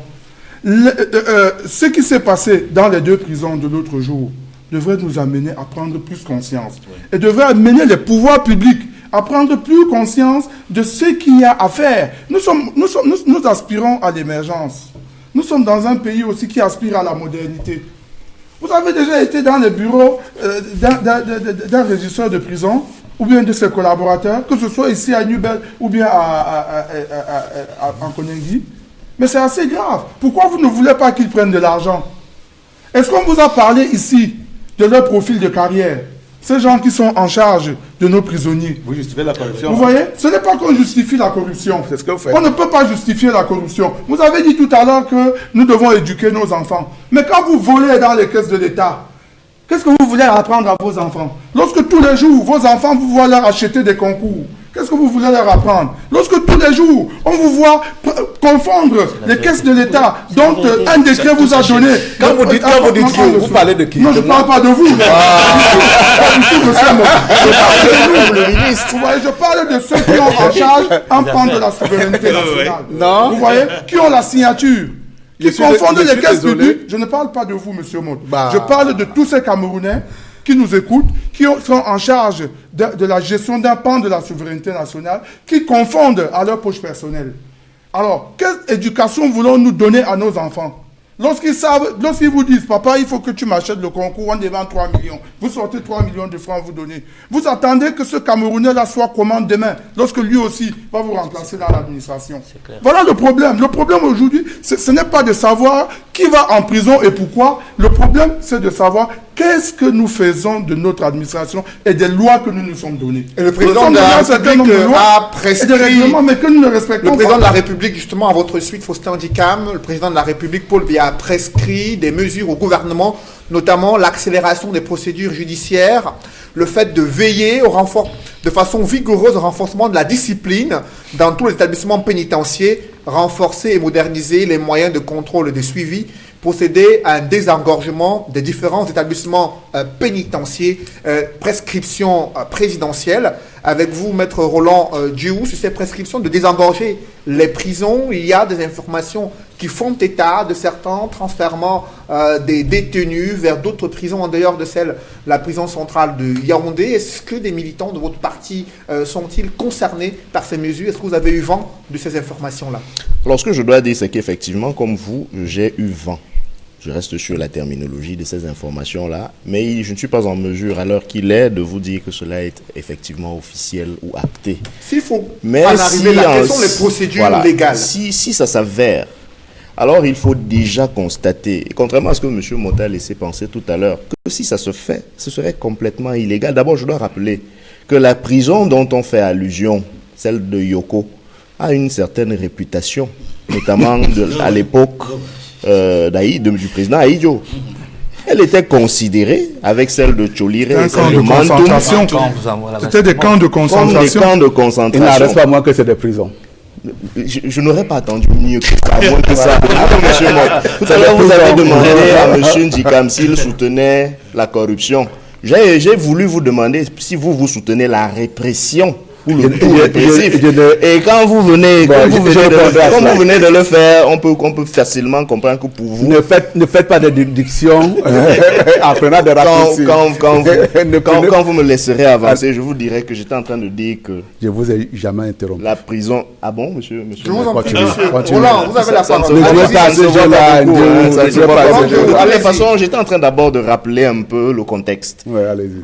La prison de Yoko, comme celle de Tcholire, comme celle de Mantoum, a une réputation au Cameroun de camp de concentration.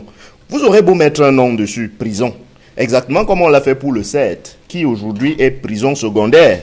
Mais ça n'empêche pas que le CED, c'est, d'après les témoignages de nos camarades qui ont séjourné un camp de torture, vous n'allez pas enlever ça de la tête d'une militante comme Flomboussi Agnam ou d'autres qui ont séjourné là-bas. Parole d'évangile.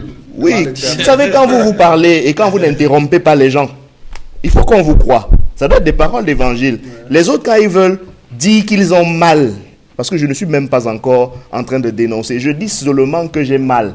Et pour ça, qu'il faut qu'on m'interrompe, ça c'est quand on est gentil. Parce que ceux qui ont dit qu'ils ont mal comme moi, en utilisant d'autres moyens, par exemple en manifestant, alors qu'ils ne sont même pas encore condamnés, ils sont en cours de transfèrement dans un camp de concentration à Yoko, en violation de tout ce qu'on peut imaginer comme règle. Je dois indiquer qu'on ne se lève pas un matin, on va entrer dans une prison. On y est admis sur la base d'un acte de la magistrature. c'est soit un mandat d'incarcération, soit un mandat de détention provisoire. Et donc, il y a une autorité qui est compétente pour prendre les mandats d'incarcération et les mandats de détention provisoire. Dans le contenu de ces actes, il y a l'indication du lieu de détention.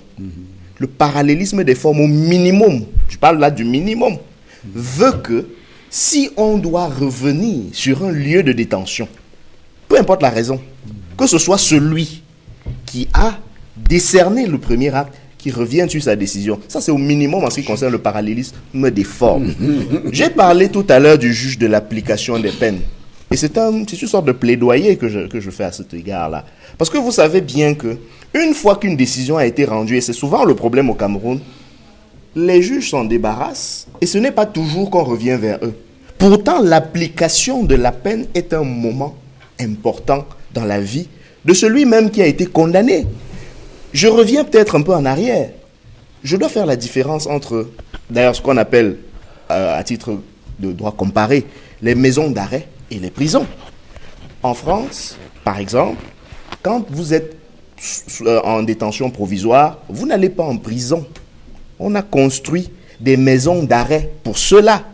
Parce que même psychologiquement, l'État sait que le traitement du condamné n'est pas le même traitement qu'il faut réserver aux simples détenus.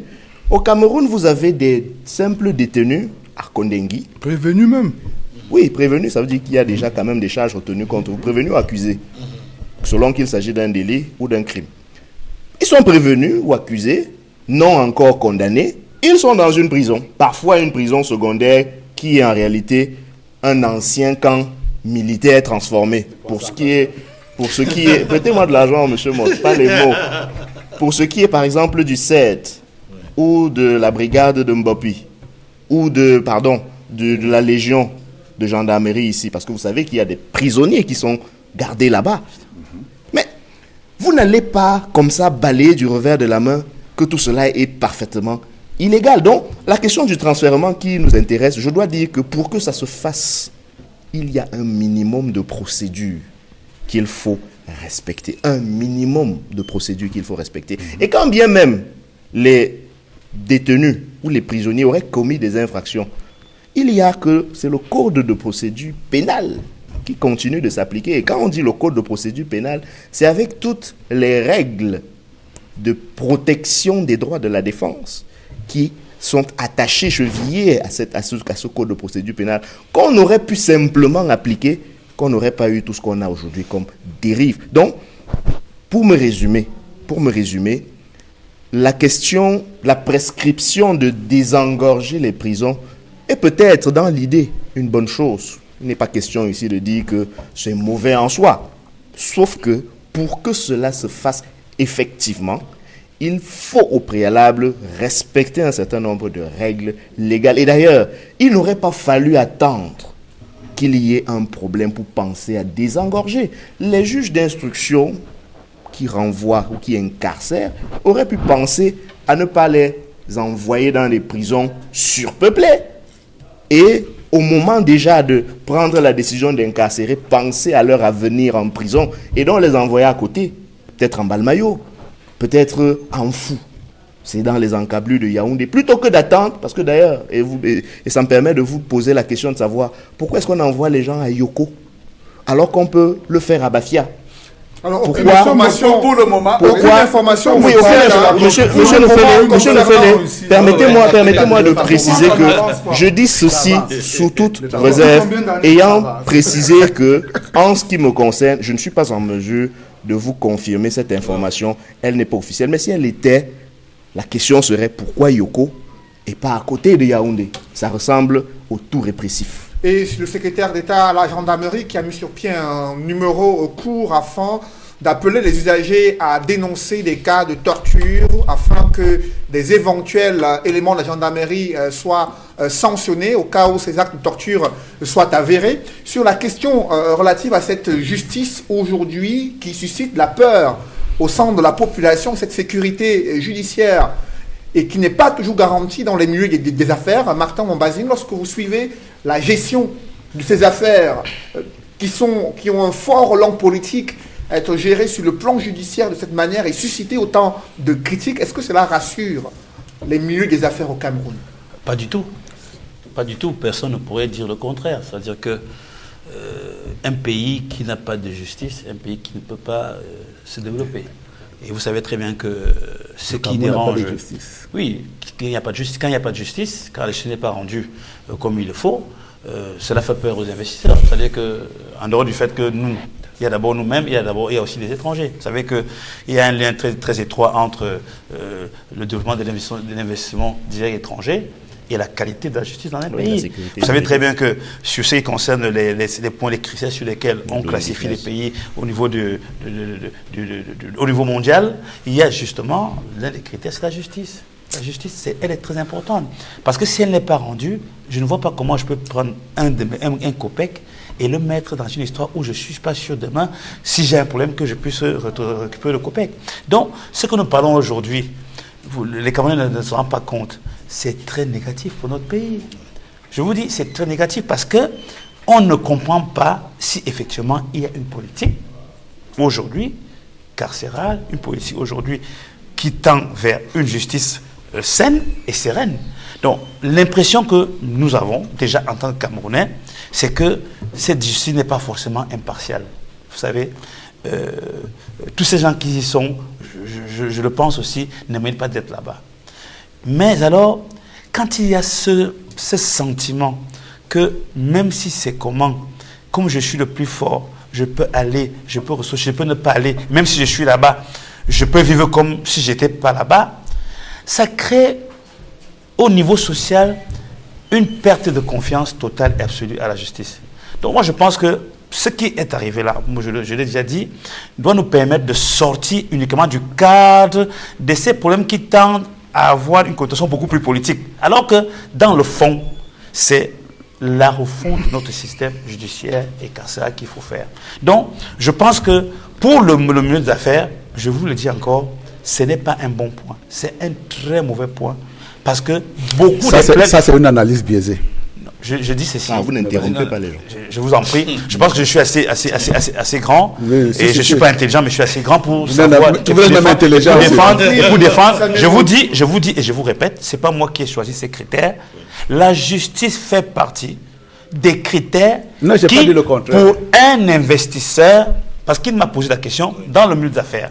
Et même d'ailleurs, est-ce que vous pensez qu'en tant que Camerounais, si je pense que en allant acheter un terrain sur lequel j'ai construit mon usine et que par un acte qui est conforme mais qui n'est pas juste, même moi Camerounais, ça va m'affecter. Beaucoup de Camerounais en subissent. Beaucoup de Camerounais subissent ça aujourd'hui. Parce que la justice est arrivée à un niveau où tout le monde le sait, elle n'est pas sainement rendue. Et je pense que, je le répète encore, M. Maud, il faudrait que, pour une fois, avec ce qui s'est passé, qu'on ne fasse pas comme on fait habituellement, à savoir qu'on bavarde pendant qu'il faut bavarder, le temps que c'est encore... oui. Mais il faut aller droit au but et pouvoir aller toucher le mal là où le mal est. Là où le mal est, c'est de dire qu'il ne faut pas une justice qui est à la ramassie de tout ce qu'on peut faire rapidement parce qu'il faut faire des choses, mais que ce soit une justice responsable. Moi, je pense aujourd'hui que s'il y a des problèmes là-bas aussi, c'est parce qu'elle n'est pas assez responsable. Sur les mesures présidentielles prescrites au gouvernement, Samuel Maud, accélération des procédures judiciaires, désengorgement des prisons, au moment où des acteurs politiques et acteurs sociaux appellent plutôt à des états généraux de la justice camerounaise afin d'extirper ce cancer de la corruption et ces attitudes liées aux lenteurs administratives qui plombent la justice et bien sûr, autre critique, le fait qu'elle soit inféodée au pouvoir exécutif. Que répondez-vous? Mais tout ça, c'est nous qui le disons. C'est nous qui, dans l'intérêt d'une salle, commençons à crier à petite tête en disant que notre justice est partielle, elle est partielle, elle est partielle. C'est nous également qui, enfermés à l'intérêt d'une pièce, qui crions « nous sommes corrompus, nous sommes corrompus, nous sommes corrompus ». Et c'est nous, effectivement, qui, dans notre fond intérieur et dans nos, je ne sais pas moi, dans nos... J'allais tirer le terme d'égarement, mais je finirai par le retenir, qui disons aux autres que nous sommes de très mauvais citoyens. Quand on parle par exemple des phénomènes de corruption, j'ai toujours dit aux gens, mais ça, il me suit effectivement plus par les problèmes économiques. aucune organisation n'a jamais dit au Cameroun, j'ai détecté telle ou telle personne qui est en train de commettre des actes de corruption. Très souvent, ils font des analyses sur la base de ce que les gens racontent. Il suffit tout simplement que nous soyons tous des autoflagelleurs patentés devant l'Éternel pour que nous puissions dire on est mauvais, on est mauvais, on est mauvais, et on retiendra qu'on est mauvais. Parce que là, évidemment, vous avez pris des parallèles. Quand il parle effectivement de ce qu'on ne peut pas déplacer, quelqu'un qui est dans une maison d'arrêt, une prison ou ainsi de suite, on ne peut pas le déplacer sans toutefois qu'il y ait un acte signé par un magistrat pour des points de parallélisme de forme. Dans cette procédure-là, Maître Ndéou, on avait tout prévu, sauf que quelqu'un pouvait également aller commettre d'autres actes délictueux en prison. Et dans le cadre de la commission de ces actes délictueux, on peut l'extraire pour pouvoir aller l'exploiter. Et un poste de police le terme d'exploitation, d'ailleurs, non, ne voulais pas qu'on parle de ça. Mais là, non, vous également, vous m'avez interrompu, Maître Ndéou. Oui, je l'assume. Donc, moi, je l'assume. Vous en prie, monsieur. Je l'assume. Il a Samuel Moda la parole. Moi, je ne suis pas mauvais père. Police en prison, elles peuvent mener des enquêtes. On n'est pas obligé de les exfiltrer pour le 7. J'ai été heurté d'entendre effectivement quelqu'un qui est dans le secteur économique parler en ces termes. C'est pour ça qu'il dit que c'est une analyse biaisée. Et pourquoi? En 2 mots, cette plainte effectivement avait légion dans l'ensemble des pays francophones et au-delà d'Afrique. Et on a trouvé une parade à cela, c'était de dire on essaie d'harmoniser tout ça, on met ça sous le coup de droit WADA. Parce que ça, au moins, ça vous permet d'enlever les procédures judiciaires de l'interférence locale. Et lorsque vous avez un contentieux dans ce domaine-là, là également pour pouvoir donner le sentiment aux gens, pas le sentiment, la preuve qu'ils sont en sécurité, qu'ils peuvent venir investir chez nous. Donc quand j'entends quelqu'un qui travaille dans ce secteur-là, il dit la justice est impartiale, c'est nous qui affirmons que la justice est partiale, c'est nous qui disons que la justice est partiale. Je pense effectivement qu'il peut y avoir de temps en temps de biais, comme dans d'autres organisations humaines que je ne conteste pas. Mais l'idéal, ce serait effectivement que l'on puisse défendre des dossiers. Mais très souvent également, attendez, je suis au courant de très souvent de ce qui se passe, la force n'est pas nécessairement au gars que, je veux dire, la raison n'est pas nécessairement au gars qui vient de l'extérieur. Et la justice a également pour vocation, très souvent, de protéger les plus faibles, contrairement à ce que j'entends sur ce plateau. Effectivement, elle le fait. Il peut avoir des biais de temps en temps qu'il ne peut pas contester parce qu'il sait à peu près. Donc la justice est rendue au nom de ceux qui le méritent, selon vous? Attendez, où est le pays dans lequel la justice est faite sans biais? Si elle était faite sans biais, comment on appelle ça, l'arbitrage sur tapis n'aurait pas fait l'objet de remise en cause après. La justice, effectivement, elle peut avoir des biais, à condition que ces biais-là soient à la marge. Mais vous ne pouvez pas dire que vous allez avoir une justice quelque part où il n'y a que la vérité qu'on transmet à l'intérieur. Là, nous sommes dans le cas français, effectivement, il y a très souvent des gens qui disent, mais en plus, le double degré de juridiction, elle est faite pourquoi? Pour faire en sorte qu'effectivement, s'il y a une erreur qui a été commune en instance, que ça puisse être rattrapé. Vous ne pouvez pas, nulle part au monde, chercher d'autres éléments de solidité de l'impartialité de la justice qu'à l'intérieur de ce genre de mécanisme. Et ces mécanismes chez nous, est-ce qu'ils fonctionnent? Est-ce qu'ils fonctionnent? Ils ne fonctionnent pas? Je suis tenté de vous dire qu'ils fonctionnent parfaitement. Et il faut s'appuyer sur la compétence de Roland Ndéou pour pouvoir savoir défendre ce dossier que de rester à pleinicher tout le temps. Ceci ou cela ne marche pas. Et je peux vous dire également, en temps de tempête, des gens qui sont bien avisés, qui sont bien outillés, ont su trouver des armes pour pouvoir parler aux juges qu'ils pensent nécessairement corrompus. Mais là également, je pense que nous avons besoin d'un minimum de respect. C'est un corps d'élite que Roland Ndéou affronte au quotidien, dont il connaît le niveau d'intelligence et le niveau d'intégrité. Je pense effectivement que là, effectivement, il faut avoir un minimum de reconnaissance par rapport au travail qu'ils font dans des conditions que vous avez vous-même soulignées tout à l'heure, qui sont très souvent des conditions difficiles. Et dans ce contexte de crise sociopolitique, il y a le gouvernement qui fait le tour des secteurs privés afin de recueillir les propositions visant à mettre sur pied le document de stratégie pour la croissance et l'emploi phase 2. Pourtant, il y a 10 ans, les pouvoirs publics s'étaient fixés pour objectif de porter la croissance économique à 5,5% en moyenne annuelle dans la période de 2010-2020, renverser le taux de sous-emploi de 75% à moins de 50% en 2020, avec la création des dizaines de milliers d'emplois formels par an, et ramener le taux de pauvreté monétaire de 39% en 2017 à moins de 30% en 2020, au moment où le gouvernement s'engage dans la mise en œuvre du document de stratégie pour la croissance et l'emploi phase 2, quel est le bilan de cette politique économique construite sur 10 ans? Faustin Ndikam, avez-vous le sentiment que le Cameroun a progressé entre 2009 et 2019, au moment où le document de stratégie pour la croissance et l'emploi avait été mis sur pied, et aujourd'hui, en 2019, le quotidien des Camerounais s'est-il amélioré? La croissance est-elle effective et inclusive au Cameroun? Le Cameroun n'a peut-être pas progressé à la vitesse où on l'aurait souhaité. Mais sauf qu'il y a quand même eu un certain nombre de choses qui ont été faites. On ne peut pas venir ici dire que depuis, je ne sais pas, 37 ans ou bien depuis 10 ans, comme vous dites, rien n'a été fait. Non. Si nous le disons, c'est que nous ne sommes pas sérieux. Mais sauf que beaucoup de choses auraient pu être faites plus vite et qui n'ont pas été faites simplement à cause de cette administration que je dénonçais au début de mes propos ici. Cette administration qui est faite de lenteur, qui est faite de beaucoup de tâtonnements, qui est faite de beaucoup de corruption. Je vais vous dire, ce document que vous évoquez tantôt était un document assez exemplaire, qui ont été même pris en exemple par certains pays dits développés. Mais sauf qu'à l'arrivée, chez nous, on n'a pas véritablement pu l'implémenter à cause de nous-mêmes, de nos comportements, de nos attitudes. Voyez-vous? Parce que on peut invoquer ici des contingences qui ont fait que peut-être tel ou tel projet n'est pas pu aller à son terme, parce qu'il y a eu la guerre ici, il y a eu, je ne sais pas, telle autre chose là-bas, il y a eu la crise de la monnaie, il y a eu... Mais sauf que le plus souvent, ça a été notre fait à nous-mêmes. C'est pour ça que, du haut de cette tribune, j'appelle au changement de mentalité. Notre économie aurait pu bondir avec ce document. Mais on a constaté que on a fait du surplace, et finalement, on commence à se poser des questions. A-t-on avancé ou avons-nous reculé? Mais je dis que forcément, quand on n'avance pas, on recule.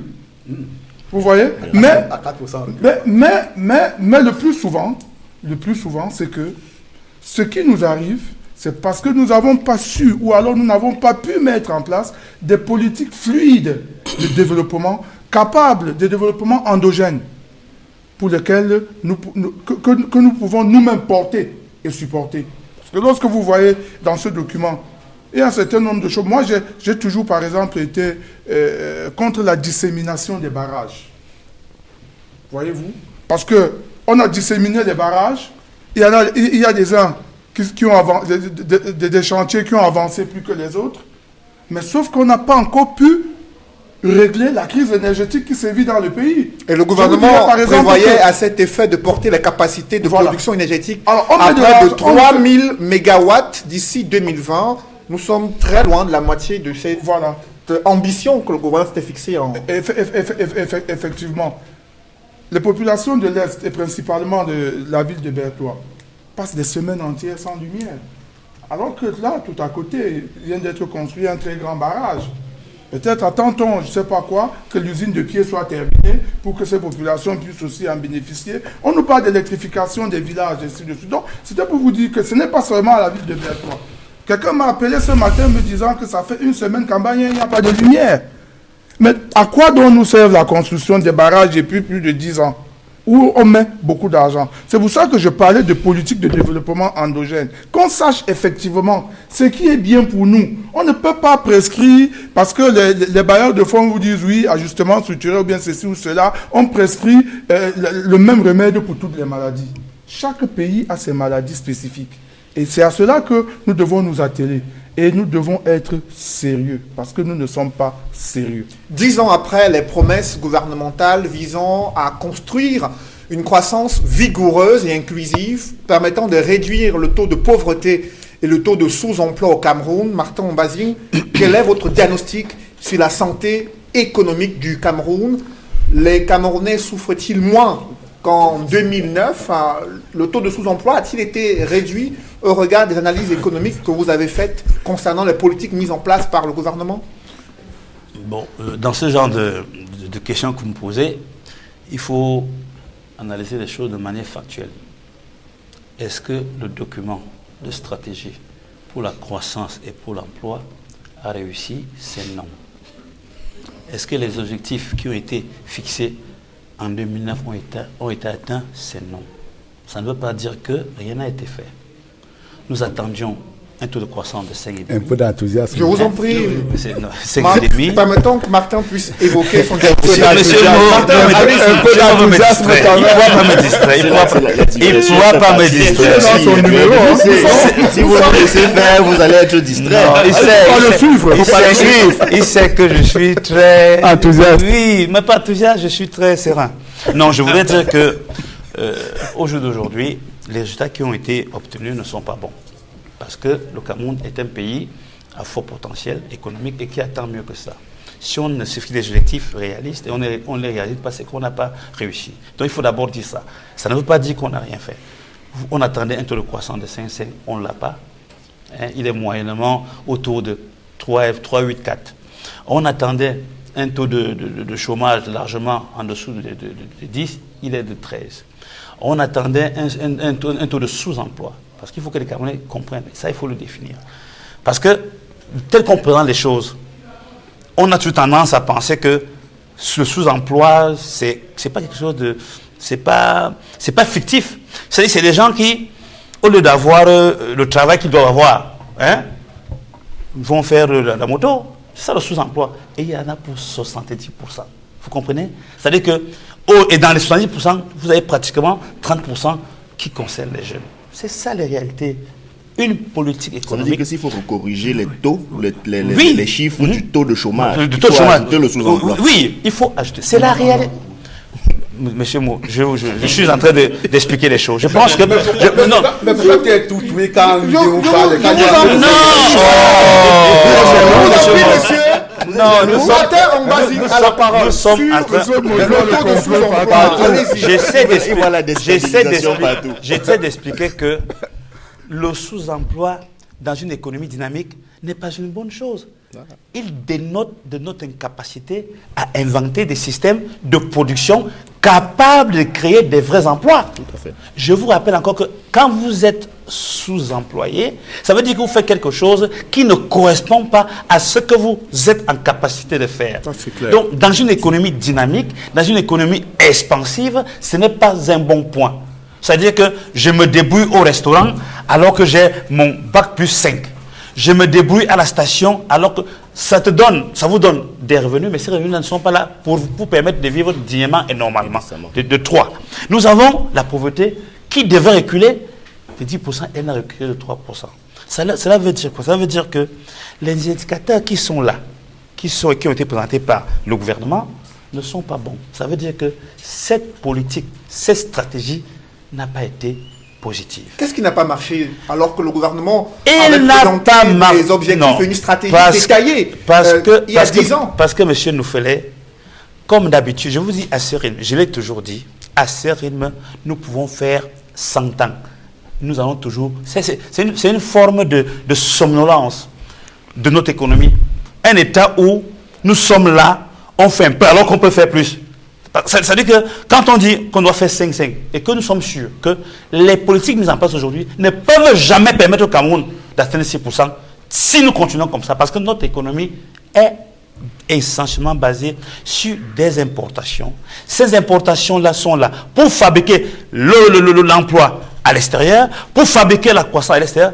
Qu'attendez-vous? Vous ne pouvez pas fabriquer la croissance dynamique qui va créer des emplois et qui va réduire le chômage tant que vous ne luttez pas sur ce que j'attends de balance commerciale. À savoir que les exportations doivent commencer à être plus importantes que les importations. Ça va de soi. Tant qu'on n'a pas lutté sur ça, et moi je vois ici, M. Nouffelet, que avant même de dire qu'on a échoué au préalable de la première phase, on parle déjà de la deuxième phase qui nous parle de revenus intermédiaires. Comment vous pouvez ne pas être capable de ne pas arrêter de commander la féperie? Vous n'avez pas arrêté de commander les cuidants. Vous n'avez pas arrêté d'acheter des véhicules. Donc, ça, c'est le gouvernement. Vous êtes en train de créer la croissance je vous en prie, j'aimerais qu'il analyse, vous allez réagir. Permettez-moi, je vous en prie, respectez son point de vue, vous allez réagir. Allez-y. Je préfère dire que ce que je dis aujourd'hui, il y a beaucoup d'économistes qui le pensent. C'est pas une pensée, c'est pas le vaudou. Je vous dis que le problème du Cameroun, de notre économie, c'est que nous n'arrivons pas à créer dans le secteur du secondaire, c'est l'industrie. Et je vois là qu'on me disait que maintenant, comme on n'a même pas réussi à faire le peu là, hein, de la phase 1, on va aller à la phase 2, où maintenant on va accélérer l'agriculture et on va accélérer l'exploitation et l'extraction minière. Et après on me dit maintenant, la phase 3, ce sera pour l'industrialisation. Vous pensez que si on ne commence pas ça aujourd'hui, c'est en 2027, en 2035 qu'on va y arriver. Donc moi je pense que tout ce qui est écrit, moi je le pense, hein, que tout ce qui est écrit est bien, c'est une boussole. Mais est-ce que nous sommes honnêtes de dire aux Camerounais que cette boussole-là, telle qu'on l'applique, peut diminuer la pauvreté? Non. Cette boussole-là, telle qu'on l'applique aujourd'hui, peut créer la croissance? Non. Cette boussole-là, telle qu'on l'applique aujourd'hui, peut créer l'emploi? Non. Je résume en disant non que tant qu'on ne change pas de cap et qu'on reste dans cet immobilisme, une politique économique non volontariste, je vous mets au défi, monsieur Mou, donnez-moi une seule théorie qui sort de l'ordinaire, qui adapte à notre économie, qui adapte à nos comportements. On crée tous les jours ici, réduire notre train de vie. Et rien qu'à réduire notre train de vie de l'État, c'est de la trésorerie. Nous avons aujourd'hui des problèmes. Rien ne marche. Rien ne marche. Monsieur Njikamba dit tout à l'heure, pour partir de Yaoundé, c'est 9 heures. Vous trouvez que c'est normal? Quelle économie peut marcher? Alors que si les prévisions avaient été faites normalement, on aurait prévu ces périodes-ci où on peut quand même avoir une route qui passe ou l'autre déviation. Ça dénote quand même d'un certain immobilisme et on nous endort. Et après, vous attendez à quoi? À créer des emplois, à créer de la croissance? Honnêtement, moi je vous dis, je ne crois pas. Le gouvernement qui se lance dans la phase 2 du document de stratégie pour la croissance et l'emploi, alors que les acteurs économiques attendent le bilan de la première phase, Samuel Motte, sur ces indicateurs qui avaient été fixés en 2009, réduire le taux de pauvreté, améliorer le taux de croissance, créer des dizaines de milliers d'emplois par an. Aujourd'hui, vous avez le sentiment qu'autour de vous, les jeunes Camerounais, ils ont accès à un emploi décent, ils peuvent subvenir aux besoins de leur famille, que la pauvreté a reculé au Cameroun aujourd'hui? Nous souhaiterons que la pauvreté puisse reculer. Et effectivement, quand on fait un programme d'économie volontariste, quand on fait un plan volontariste comme celui-là, effectivement, on souhaiterait que les choses puissent bouger. Mais également, il faut tenir compte de l'environnement. Premièrement, sur ce plateau, je suis venu en tant que militant de RDPC, mais également, je pense que j'ai une autorité à parler des problèmes économiques. Donc, vous lui avez donné, à mon sens, beaucoup de temps, et je n'aurai pas le temps de répondre. Je vous en prie, vous avez le temps. Non, je n'aurai pas le temps. Exprimez-vous, vous avez le temps. Allez-y. Première chose, quand il parle d'économie volontariste, je suis désolé, on est sorti de ce carcan d'économie volontariste depuis des belles lurettes. Les seules personnes qui essaient de résister aujourd'hui, c'est Cuba et peut-être la Corée et dans une moindre mesure le Venezuela. Avec les succès que vous connaissez. J'ai pas dit communiste, j'ai pas dit volontariste. J'ai parlé bien de volontarisme. Oui. Écoutons bien. Wow. Nous parlons bien d'économie volontarisme. Wow. Parce que Ndiaye a une compétence. Ça ne suffit pas diriger. Est-ce que vous pensez que vous avez la science? Le volontarisme dans le concept économique conduit à ce vocable-là. Non. Il faudra bien. Pas du tout. La deuxième chose que je voulais dire, c'est qu'on demande à un gouvernement de la République, dans l'environnement économique dans lequel est le nôtre aujourd'hui, c'est d'aménager un cadre dans lequel les investissements peuvent trouver un bonheur à faire en disant que lorsque notamment j'ai investi, j'ai les garanties nécessaires que je pourrais rentabiliser un investissement quelconque. Il m'a parlé également tout à l'heure là aussi des problèmes d'importation. Là également, le commerce mondial est tellement fait aujourd'hui que vous ne pouvez plus faire des barrières à l'entrée de telle manière à pouvoir dire nous allons trouver un certain nombre de nos industriels qui sont implantés sur le plan local. Et donc, dans ces conditions-là, qu'est-ce que nous pouvons faire? C'est tout simplement de poser le cap en disant nous voulons qu'il y ait des orientations et d'apporter un certain nombre de commodités, notamment. C'est dans l'autre politique là que je demande. C'est ça le manque de volontarisme. En termes de. Le bilan en termes de 10 ans. Attendez. De 10 ans de politique économique qui ont été décidées. En termes de densification d'un certain nombre d'infrastructures qui pourraient faire en réalité. Et là, quand on parle d'infrastructures, on parle effectivement notamment de l'énergie, on parle de l'infrastructure autoroutière, on parle d'un certain nombre d'infrastructures qui font qu'aujourd'hui, ça peut soutenir une certaine croissance. Bien entendu, on n'a pas fait les 500, on a quand même fait les 4. Ce qui veut dire que légalement, là, on peut reconnaître qu'on n'a pas atteint l'objectif qu'on s'est fixé, mais c'était qu'un objectif. L'autre chose également... Le Cameroun le ressent dans le quotidien, cette croissance de 4 points. Mais attendez, laissez-moi terminer, parce qu'après, je vais chuter sur quelque chose qui va vous intéresser. On n'a certainement pas... Mais il n'était pas dit également que dans le cadre de ce programme-là, on allait trouver du bonheur pour tout le monde. Il faut aller de manière graduelle. Et dans cette graduation-là, effectivement, il y en a un certain nombre de personnes qui trouvent leur bonheur. On ne peut certainement pas s'en contenter. Il y a d'autres... Et voilà, et là, vous m'avez dit que Mme Mouna la parole. Allez-y, vous avez la parole. Samuel Maud, c'est vous qui êtes en train et dans ces conditions-là, on peut s'arranger à ce que les choses puissent aller mieux. Mais parmi également les choses, quand il parle, lui nécessairement de la gabégie, que je peux reconnaître qu'il y a au niveau de la gestion du budget de l'État, il faut également qu'il le mette en rapport par rapport à un certain nombre de choses qui n'avaient pas été prévues, un certain nombre d'événements qui n'avaient pas été prévus. On n'avait pas prévu qu'il y aurait eu de nozo. Et le nozo également dans une économie, ça doit avoir une importance. On n'avait pas prévu qu'on allait être attaqué par Boko Haram. Ça, ce n'était pas prévu. On n'avait pas prévu également qu'on pouvait avoir un certain nombre de frégations. On n'avait pas prévu également, dans le cadre de cette anticipation-là, le fait que l'économie mondiale a été embarquée par la baisse du coût de pétrole.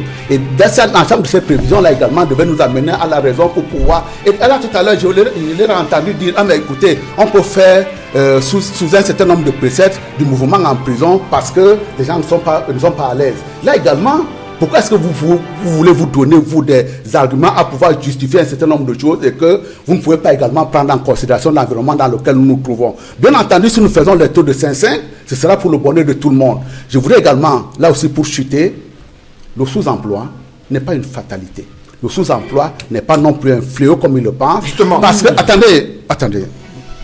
N'est pas un fléau comme il le pense, mais également il ne faut pas regarder également, analyser l'économie africaine, parce que la société africaine n'est pas analysée avec les jumelles du fonctionnement des sociétés occidentales. Le sous-emploi, effectivement, il est plus ou moins endémique dans la plupart des pays africains. Il faut faire avec, en pensant que c'est compris. Lorsque l'industrialisation viendra... Un mot maintenant pour Roland Diohou, 10 ans de politique économique. Le Cameroun se porte-t-il mieux sur le plan économique? Avez-vous le sentiment que les Camerounais au quotidien ressentent les effets de la mise en œuvre de cette politique qui a été pensée il y a 10 ans dans le cadre du document de stratégie pour la croissance et l'emploi? Évidemment, le Cameroun ne se porte pas mieux. Tout le monde peut faire ce constat. Ce que je dois dire en 2 mots simples, c'est que l'État du Cameroun a pensé qu'il pouvait se doter d'une boussole stratégique. Mais c'est un peu comme si vous offrez un téléphone portable à quelqu'un qui ne sait pas l'utiliser. C'est une mauvaise greffe qui a mal pris. Le gouvernement, ils sont habitués à l'économie administrée, alors qu'aujourd'hui, tout le monde est à l'État stratège. Et c'est ce que nous avons proposé, nous, MRC. C'est-à-dire l'État qui, dans ce contexte d'ailleurs de guerre économique, parce qu'eux, ils sont dans la logique où ils se disent « Oh, les contre-coups de l'environnement, etc. » Ça veut dire qu'ils n'ont jamais rien anticipé. Et d'ailleurs, quand une crise arrive, comment on la gère pour respecter ses objectifs? Comment on a fait pour que la crise anglophone ne s'enlise pas? On la laisse s'enliser. Voilà, vous m'interrompez. Donc, ce que j'ai à dire, c'est donc que nous, on avait proposé avoir un État stratège qui se bâtit autour des préalables. Notamment, faire de la ville de Douala, pour ne donner que cet exemple-là, une véritable place financière ou autre chose. Éviter d'avoir ces infrastructures-là qu'on fait sur l'endettement compulsif, alors qu'on peut le faire autrement, notamment à travers le partenariat public-privé et les BOT. Messieurs, c'est la fin de cette émission. Merci à vous, Faustin Ndikam, d'être venu sur ce plateau. Merci également à vous, Samuel Maud. Je remercie également Roland Diohou et Martin Ombazing d'avoir participé à ce débat. Merci à vous, Edmond Kambia, d'être toujours présent sur ce plateau. Mesdames, messieurs, c'est la fin de cette émission. Merci d'avoir suivi. Merci de rester sur Equinox Télévision.